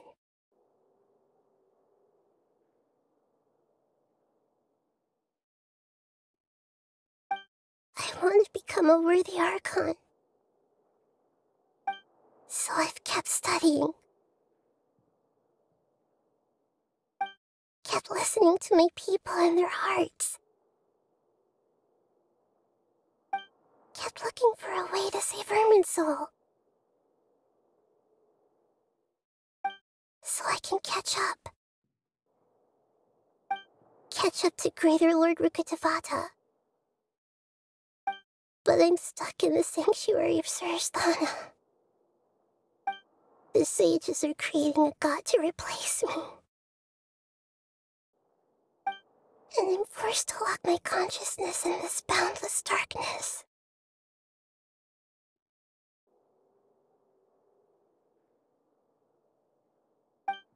Nahida!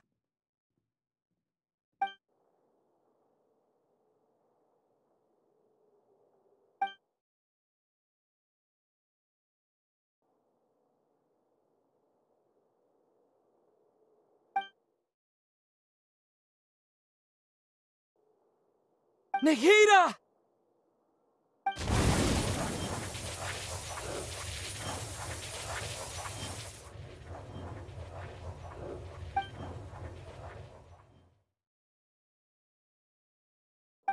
It's so quiet here.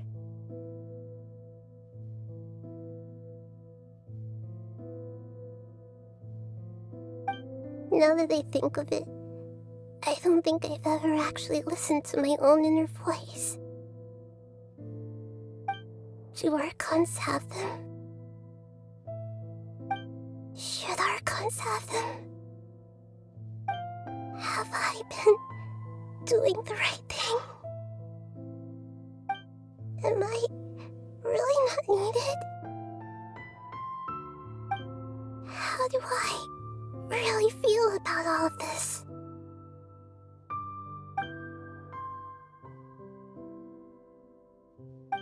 It's so quiet here. Since you're the god of wisdom, you've known the answers to all these questions since the very beginning, haven't you? Who are you? Whose voice is that? It sounds familiar.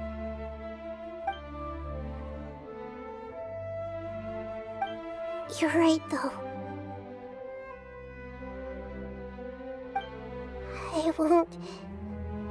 I won't ignore my own voice anymore.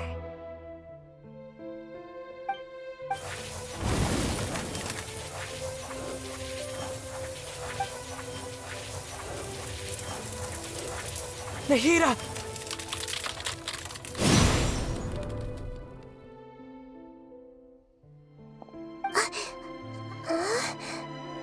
Nahida?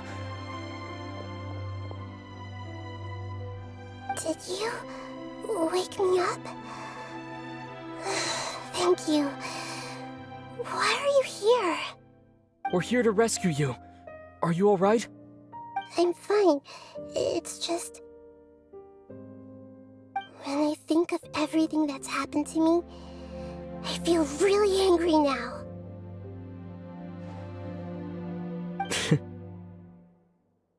You should have been angry ages ago.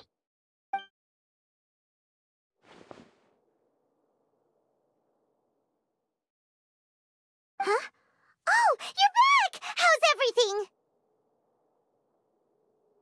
That's wonderful news! Great! We weren't locked up for nothing! When you went to wake up Nahida, Paimon was listening for any sounds outside. You were out for a long time. There are fewer and fewer scholars going about now. You think everyone's done with their Nyagarbahade stuff? Yep, so that means our next act is Nilu's performance! Nilu, are you sure about this? You're taking such a great risk for them. I'm sure, and I'm going. You know that I don't like to pass up any opportunity to dance, and this one is especially important. All right. You seem to have a lot of trust in them, so I won't say more on the subject. But if anything happens, the few of us here may not be able to help you. Don't worry. They've been through worse. Everything's going to be fine. All right. You know, if you really do get arrested, we'll do everything we can to get you back. Be careful, even if it's only for our sakes. Thanks, Mr. Zubair. You're so very kind. Always remember that your safety comes first. And don't forget that you're the star of Zubair Theater!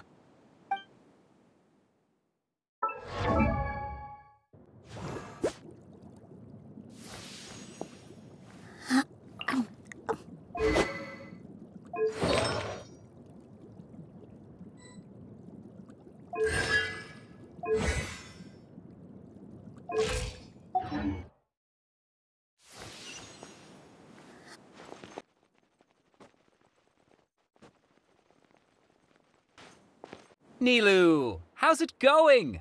Nervous? Definitely more than usual.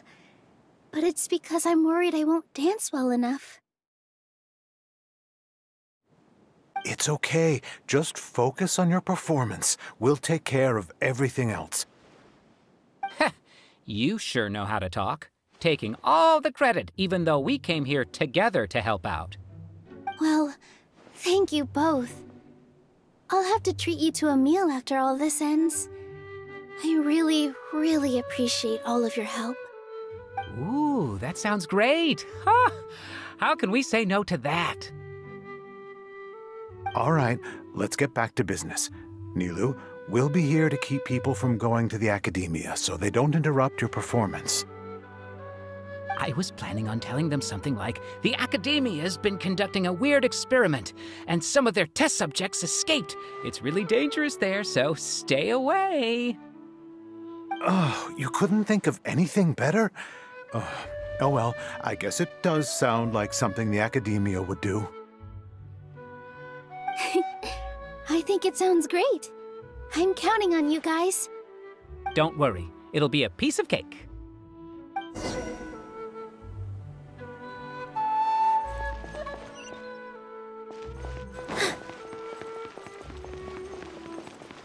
Hey, Nilou!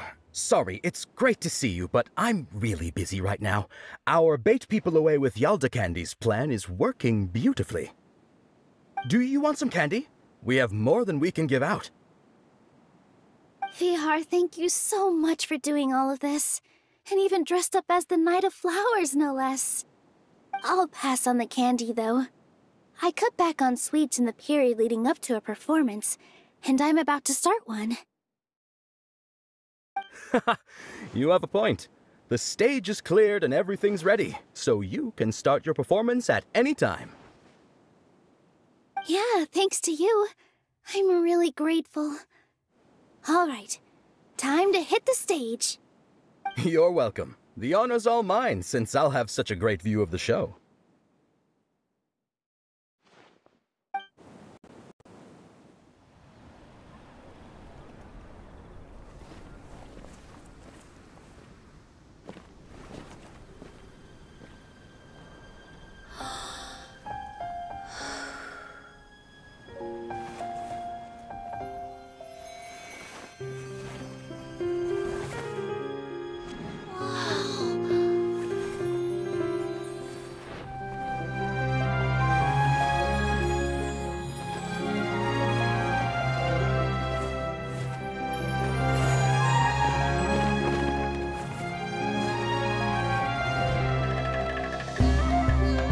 I've never seen a performance like this. This is incredible. Yeah, but I heard that public performances like these have been banned. I can't believe she's doing this here.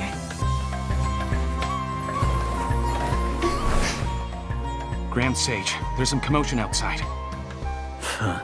How uninteresting. Issue the new Prohibition Act from the Akasha to the guards. They'll know what to do. Do you think we should, like, stop her? Let's just watch for a little bit longer.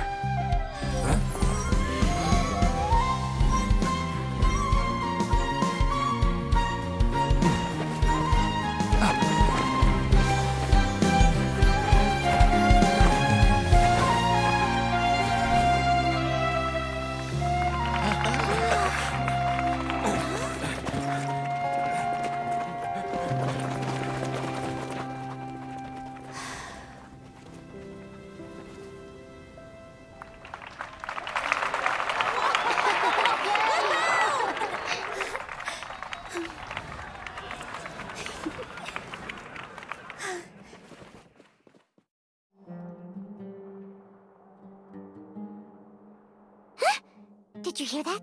It sounds like a lot of guards just ran by. Does this mean the plan has moved on to the next stage? Yep. It's great that everything seems to be going well. Come to think of it, when did Alhaitham replace the knowledge capsule that was about to be entered into the Akasha? Oh, so that's when he did it! Paimon was too nervous to notice. Speaking of, didn't Alhaitham also yoink the divine knowledge capsule from that mercenary leader in Port Ormos when everyone else was distracted? It's a time-tested trick of his.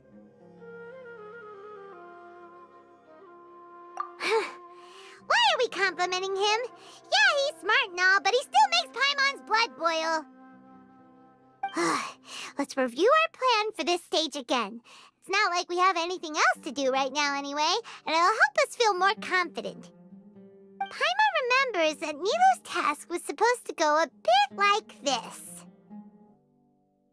Now that Lesser Lord Kusanali's consciousness has been forcefully sealed, the core figures of the Academia and their guards have started to wear their Akasha terminals again. With the Doctor's technological support, they think they have nothing to fear.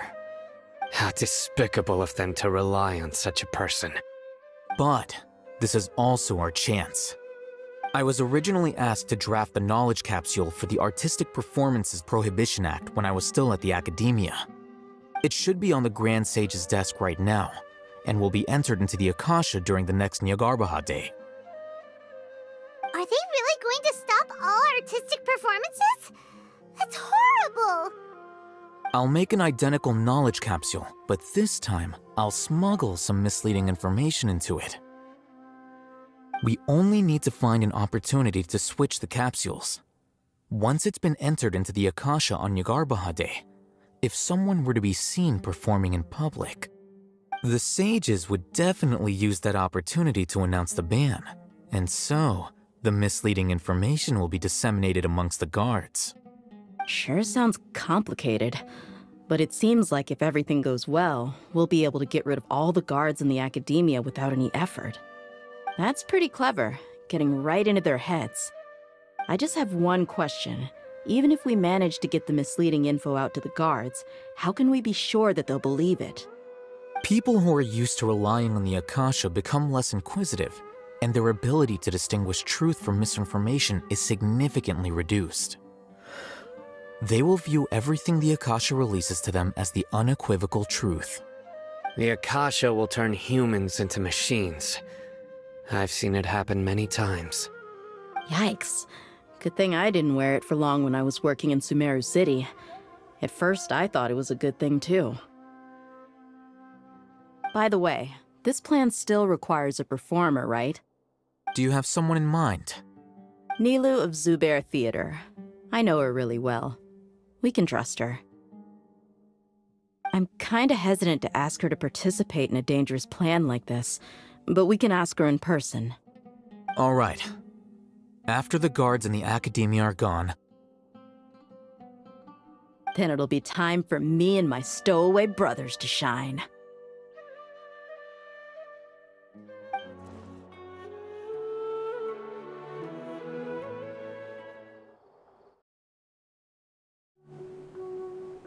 Here they come. Did you see that, Raman? They came out from the Academia in droves.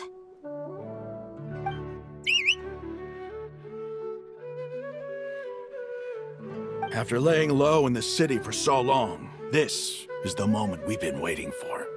My brothers have already sprung into action.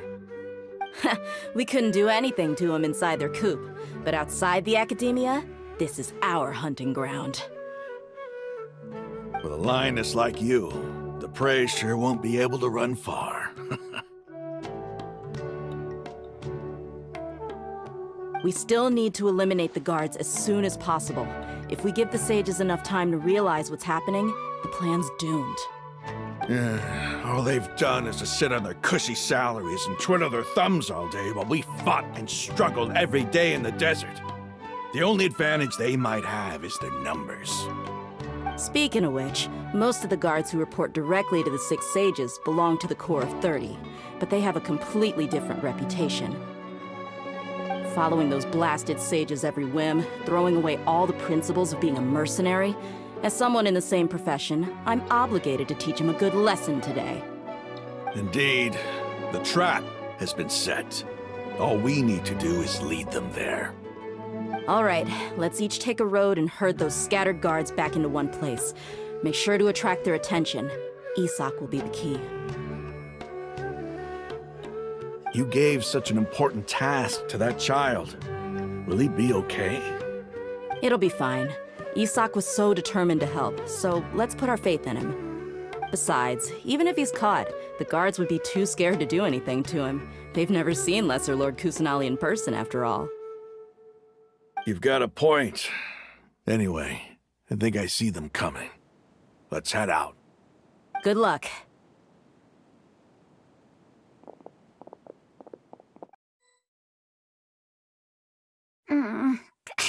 This outfit.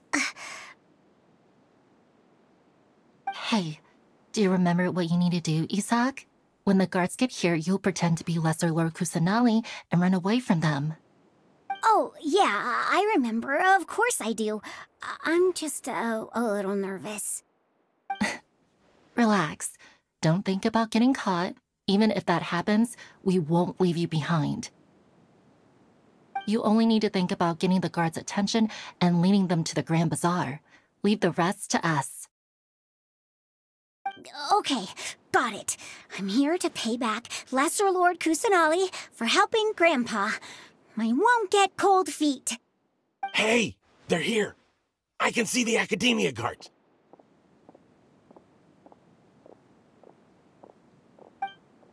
All right, it's time, Isak. Take a deep breath and go. You can do this.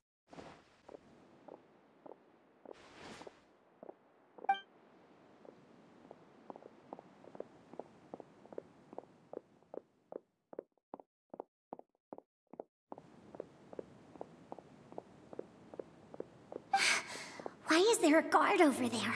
Did he already run ahead of me? This is different from our plan. But there's no time. I need to make a choice.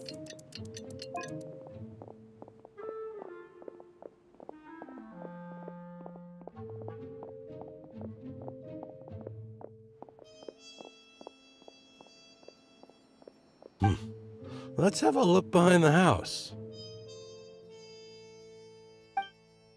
What should I do next? Huh. Looks like nothing's here. A wasted time. Luckily, he didn't check behind the tree. What should I do next? The guard looks alert. What should I do next? Hey, stop! I saw you. Don't try to run.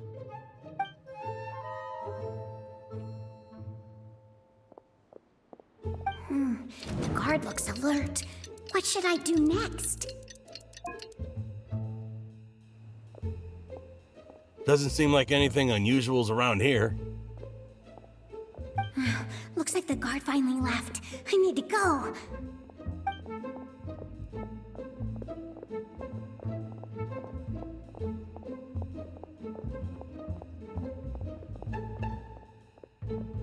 Hey! Lesser Lord Kusanali is over there! Stop! What? Lesser Lord Kusanali? How did I not notice that? They found me. This is bad. Where should I go? The target suspected to be Lesser Lord Kusanali has escaped into the Grand Bazaar. Assemble and arrest her! Where did she go? How did she disappear? Did we lose her? Hurry up and find her! Hey, why is your team here? Didn't we say to split up our search? Hurry! Hurry! This place is... Why are you all here? Yeah, isn't it one heck of a coincidence? Everybody's here. What on earth is going on? I suppose that's all of you? Who are you? Did you set us up? What are you planning? Phew, that was rough. I almost got caught. Little brat! So you're not actually Lesser Lord Kusanali. Who exactly are you all? Eremites from the desert? Just some colleagues. Think of this as a business competition, or a personal grudge. After stepping into our traps, stop thinking of yourselves as hunters. Behave like the prey you are.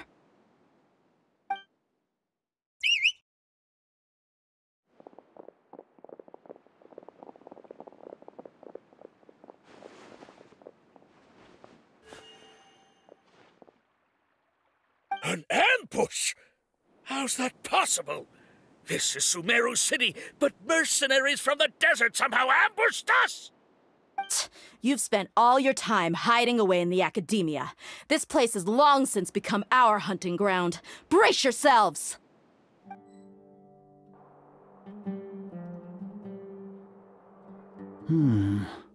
This is odd. The academia has quieted down after the conclusion of the Nyagarbha Day ceremonies, but it's much quieter than usual. Where are the guards? Why have I not seen a single one? Guards? Guards! Grand Sage, how may I be of assistance? I called for the guards. Why did you come? My apologies, Grand Sage. Right now, all Academia guards have entered the city to perform the ordered arrest. I thought you knew. Arrest? Who is there to arrest? I have an ominous feeling. Arrest Lesser Lord Kusanali, right? Is that not what the order was? Lesser Lord Kusanali? You mean she has disappeared? Yes. I wouldn't dare make up something like that.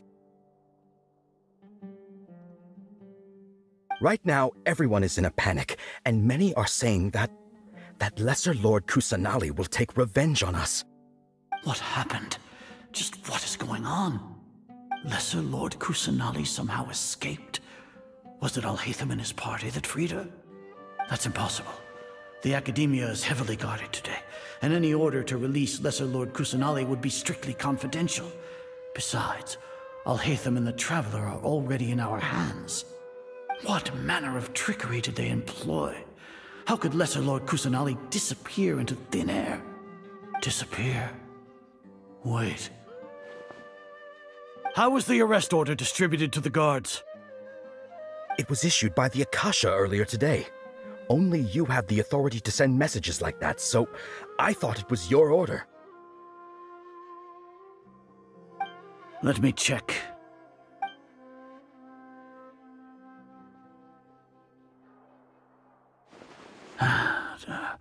Here.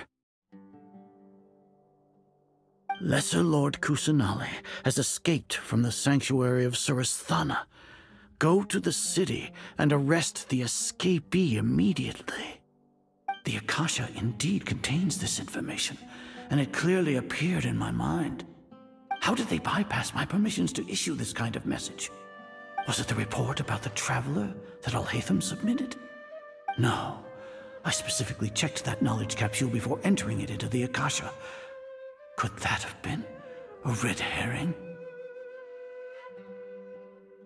Well, even if I figure it out now, it won't make any difference. The important thing now is to confirm Lesser Lord Kusanali's status. Have you been to the sanctuary of Surasthana to confirm that Lesser Lord Kusanali has indeed escaped? Confirm? No, I haven't. It may be a bit offensive to say this, but Grand Sage, what you're saying doesn't make any sense. How can the information in the Akasha be inaccurate? What the Akasha decrees is fact. That is common knowledge to all of us. If we have to confirm the information and knowledge from the Akasha ourselves, then how is that any different from us learning that information ourselves? Wouldn't Greater Lord Rukkhadevata's legacy lose its meaning that way? In the beginning, it was I who asked you to believe in the Akasha, to believe in the legacy left by Greater Lord Rukkhadevata. Are you trying to use my words against me? No, Grand Sage. I'm merely confused because I believe in you. I never meant to refute you. Stay here and see if there are any suspicious people around. I'll go to the sanctuary of Surasthana on my own. Yes, Grand Sage. Lesser Lord Kusanali has escaped from the sanctuary of Surasthana. Go to the city and arrest the escapee immediately. How can that be? Stop thinking about it. Stop. It must be a trick of theirs. As long as I personally confirm it. Ah! Impossible. That's impossible. There must be something wrong with my eyes.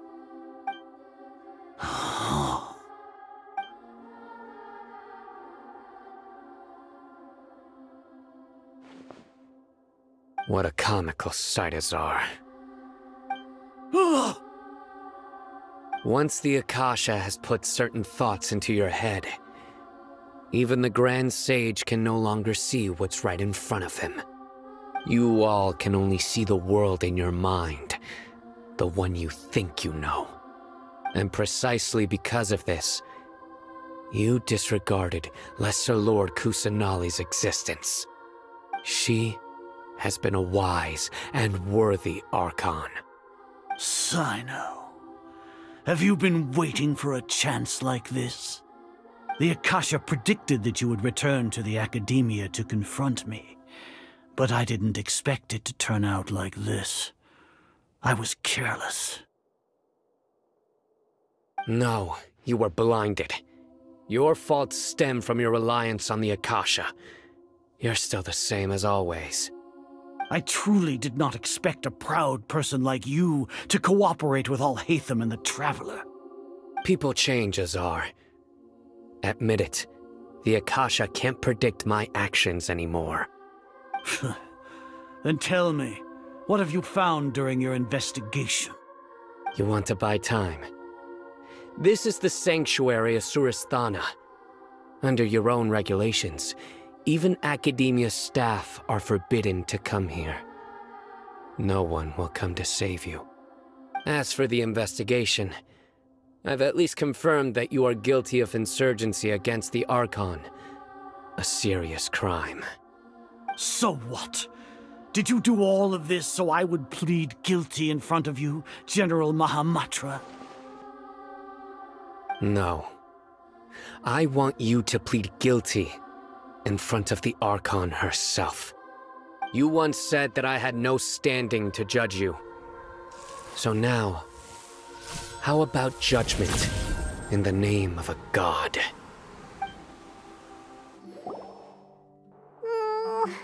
How long do we have to wait? Paimon wants to know how things are going out there. Paimon hasn't heard any sounds outside for a while. Hopefully something bad didn't happen. Yeah, but aren't you scared that we might be locked up in here for the rest of our lives? Thinking about it, at least Paimon has you. We could still chat like this. When Paimon thinks of Nahida being imprisoned alone in the sanctuary of Surasthana, Paimon can't help but feel sorry for her.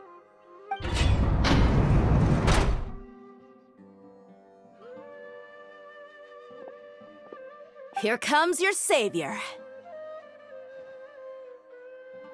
Dia! Paimon just knew you would come to rescue us! You two really owe me some big thanks. I had to search through who knows how many guards to find the key here. It felt even more tiring than whacking them. I'm exhausted. Thanks a lot. Need Paimon to rub your shoulders? No, that's, I'll pass. What are you afraid of? Oh, are you ticklish? Now isn't the time to talk about being ticklish. Things in the city and on Cyno's side are both going well. The guards that stormed out of the academia are all taken care of. The Corps of 30 is in charge of the city's defenses, but we already talked to Asfand. They've been fed up with the sages bossing them around. As long as it doesn't break their employment contracts, they'll turn a blind eye. That's probably because you've been super great friends with them for a long time. So, how's Cyno doing? The Grand Sage is in his custody. Even I know how terrible it is to fall into Cyno's hands, so he probably does too. Cyno forced him to release Lesser Lord Kusanali. He has no choice but to obey. So, hurry to the sanctuary of Surasthana. Assuming nothing weird happened, we should have already rescued our Archon. Honestly, I didn't expect our ragtag bunch to do this well. We just came together last minute to save the Archon, you know? Alright, you two better go. I still have to clean up some messes in the city. See you around.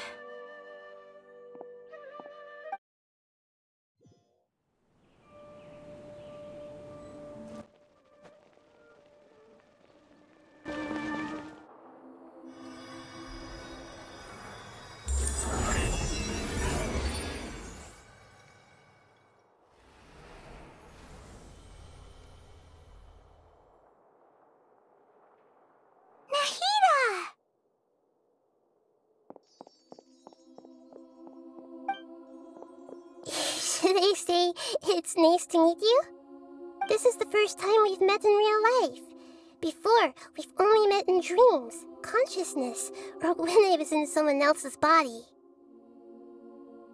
Thank you so much for coming to rescue me, but I also need to apologize.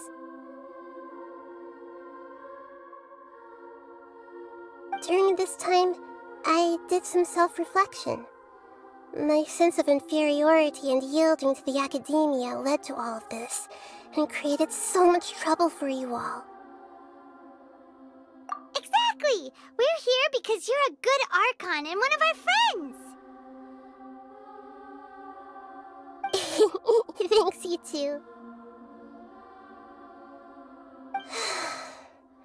Amazing.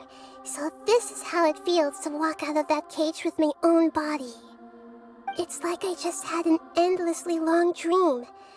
I can't even tell if I just woke up or was only now born into this world. My concept of self has become so clear. But now doesn't seem to be the time to indulge in this feeling. This is really embarrassing. You all just rescued an Archon, and now she needs your help to save her country, and even the entire world. It's okay. With you here, Paimon's sure that everything will work out. There's one more thing. What is it? For all the things the academia did to me, and for all the folly it committed in the name of wisdom, as their Archon, I will make them pay. Ah! Wow! That's the spirit! You're finally standing up for yourself and not letting people walk all over you! I understand now. To be a better Archon, I first need to better myself. If you haven't even figured out how to be a caterpillar, how can you be a butterfly? Yes, true. That reminds me. I wonder how far along the Academia is with their god creation plan. We need to hurry and prevent the birth of that false god. I need to make some preparations. Since I'm now free, I can establish a direct link to the Akasha and control it. First things first, I need to remove the restrictions that the doctor put on me in the Akasha. After that, I'll make some adjustments and revoke the Sage's permissions. The Akasha will then be like how it originally was, only operable by the Archon. After all, the Academia betrayed Greater Lord Rukkhadevata's trust. This might take some time. In the meantime, you should also work on your own preparations. If we don't stop the god creation plan in time, we'll be in for a tough fight. We might as well prepare for a fight. When we're done, we can take a walk around. After all, we missed out on a lot of stuff when we were locked up.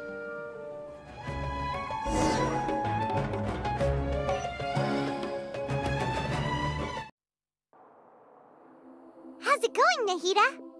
I'm done with the parts that needed my involvement to complete. Although it's my first time working with the Akasha like this, its internal structure and operation procedures are easy for me to understand. Greater Lord Rukkhadevata's design is truly brilliant. Oh, also, this is for you. Huh? What's this little floaty thingy? It's a small device I put together just now. You can think of it as an upgraded Akasha terminal. You may not need it right now, but it should be helpful in certain situations. Wait! This thing has the same characteristics as Paimon! We're both small things that float!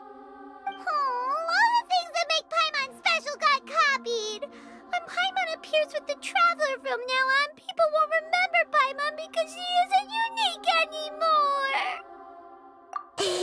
It's alright, Paimon. It can't replace you. It's only a flying device, but you're the Traveler's irreplaceable friend. You're so good at comforting people, Nahida. If only the Traveler was as smart as you. I was simply telling you what I feel to be the truth. I wasn't trying to comfort you. Nahida, you're natural at this. What you just said made Paimon even happier. By the way, there's something I need to confess. Even though I'm the Archon and in control of myself again, I'm not very good at fighting. You may have heard that an Archon's power is derived from their people's faith. However, I'm not as well loved as Greater Lord Rukkhadevata. If we get into a situation where combat is our only option, I'll have to count on you, and I'll do my best to provide support. I'm glad I can rely on you. So the God of Wisdom isn't good at fighting? That actually sounds about right. I've located where the false god is. Time is of the essence, so let's skip to it.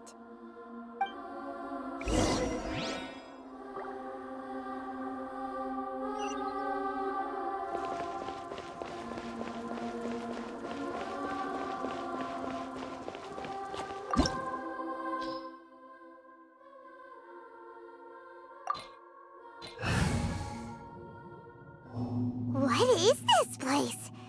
Is this really the way we need to go? Wow. Who would have thought there'd be a place like this hidden right slap bang in the middle of the city? The sages wanted to realize their god creation plan without being discovered. The safest and most convenient way would be to build within the Academia itself. That's true. They were already hiding one god, so why not two? Judging from the structure here, the project is a huge undertaking. The sages really saw the god creation plan as their ultimate goal. But this place doesn't look like it could have been constructed by the Academia alone. The Fatui under the Doctor sure didn't hold back. They provided a lot of technological support. Yeah, or else they wouldn't have been that generous. Is that it, though? I've always felt that this doctor is different from the academia sages. He doesn't seem to share their sense of urgency. Instead of being interested in the end product, it's like he's enjoying the experimental process. The Fatui Harbingers are all such weirdos. So, the doctor being weird is actually normal.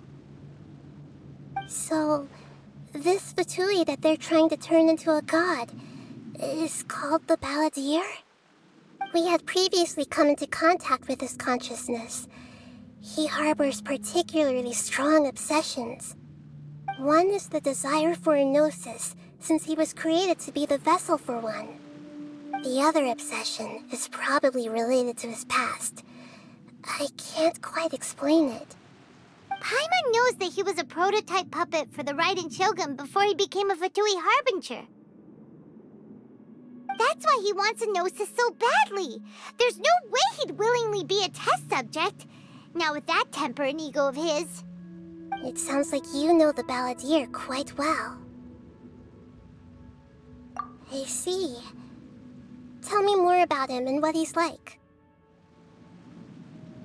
The more we know now, the better we can plan for and react to any future situation.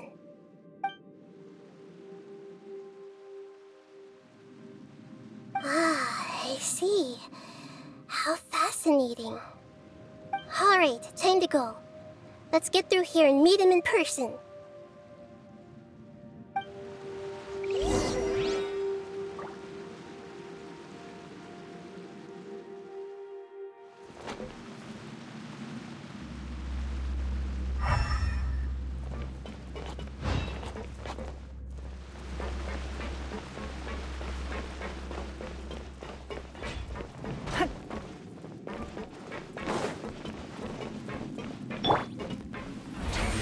This isn't good.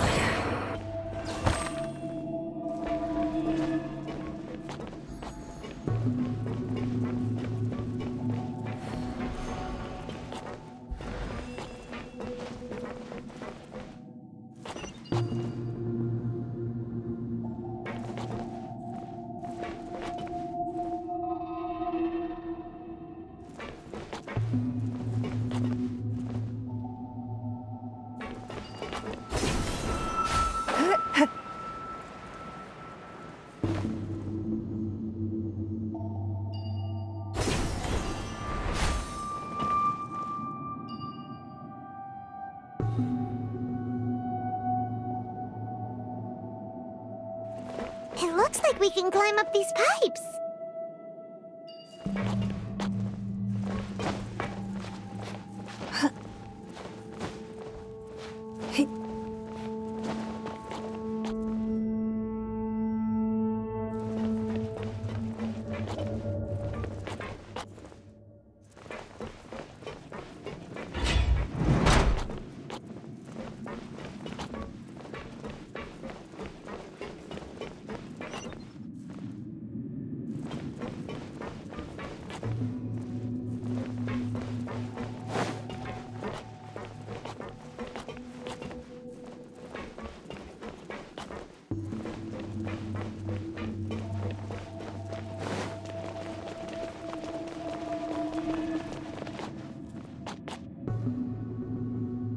On the ground seems all messed up. Let's go around and see if there's a way to fix it.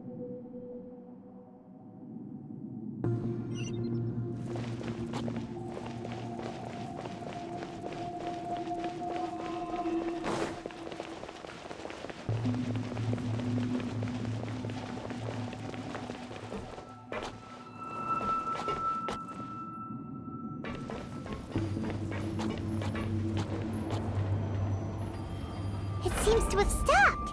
Let's continue.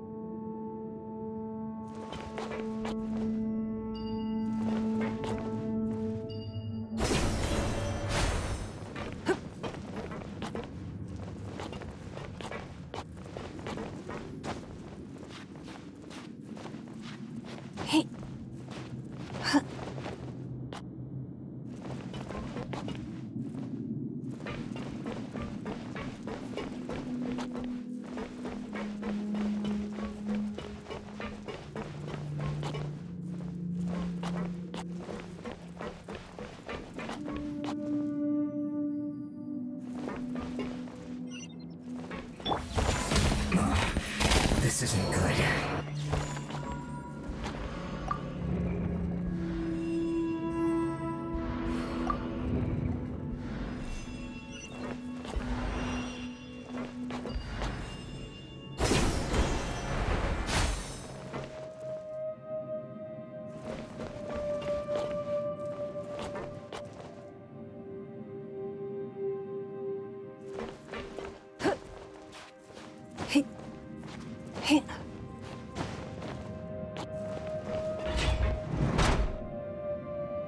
Frozen. Order guide you. Solidify.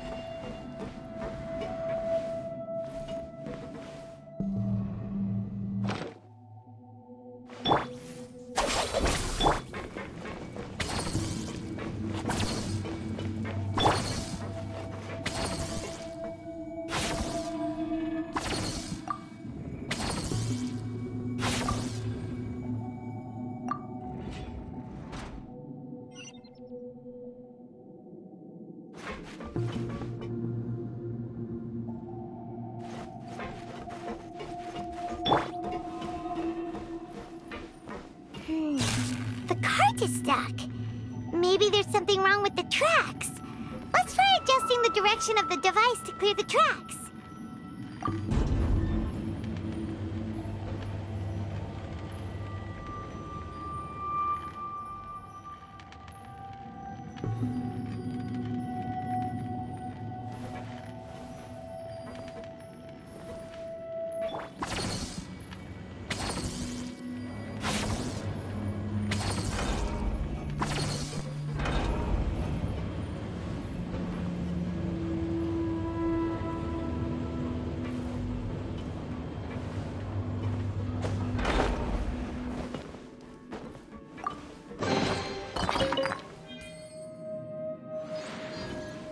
Quake!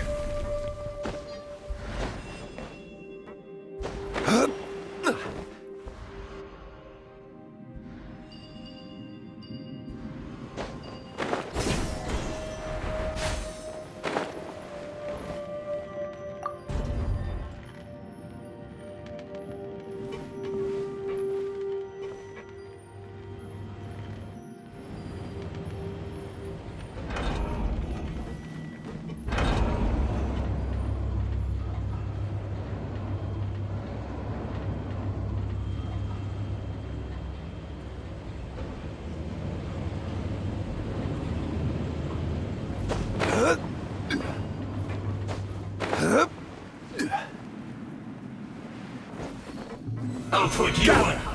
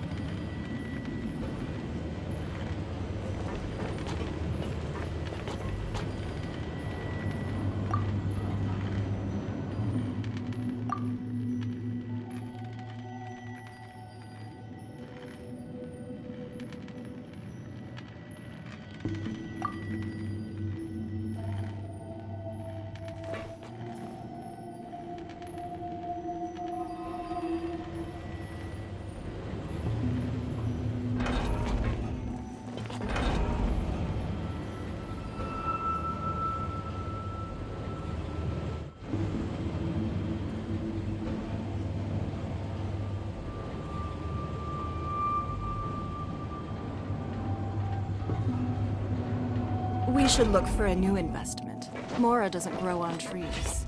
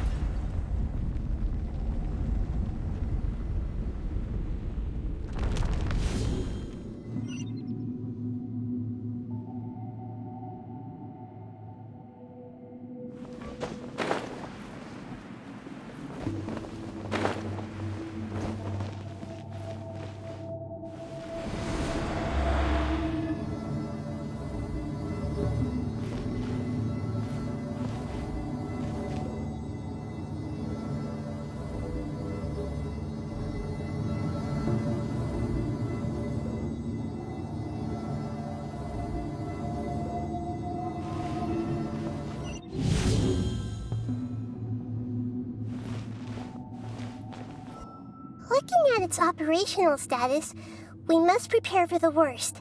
The god they wanted to create is likely close to completion or already completed. Oh no! What should we do? Paimon can't imagine how hard it would be to fight against a Fatui Harbinger with a gnosis.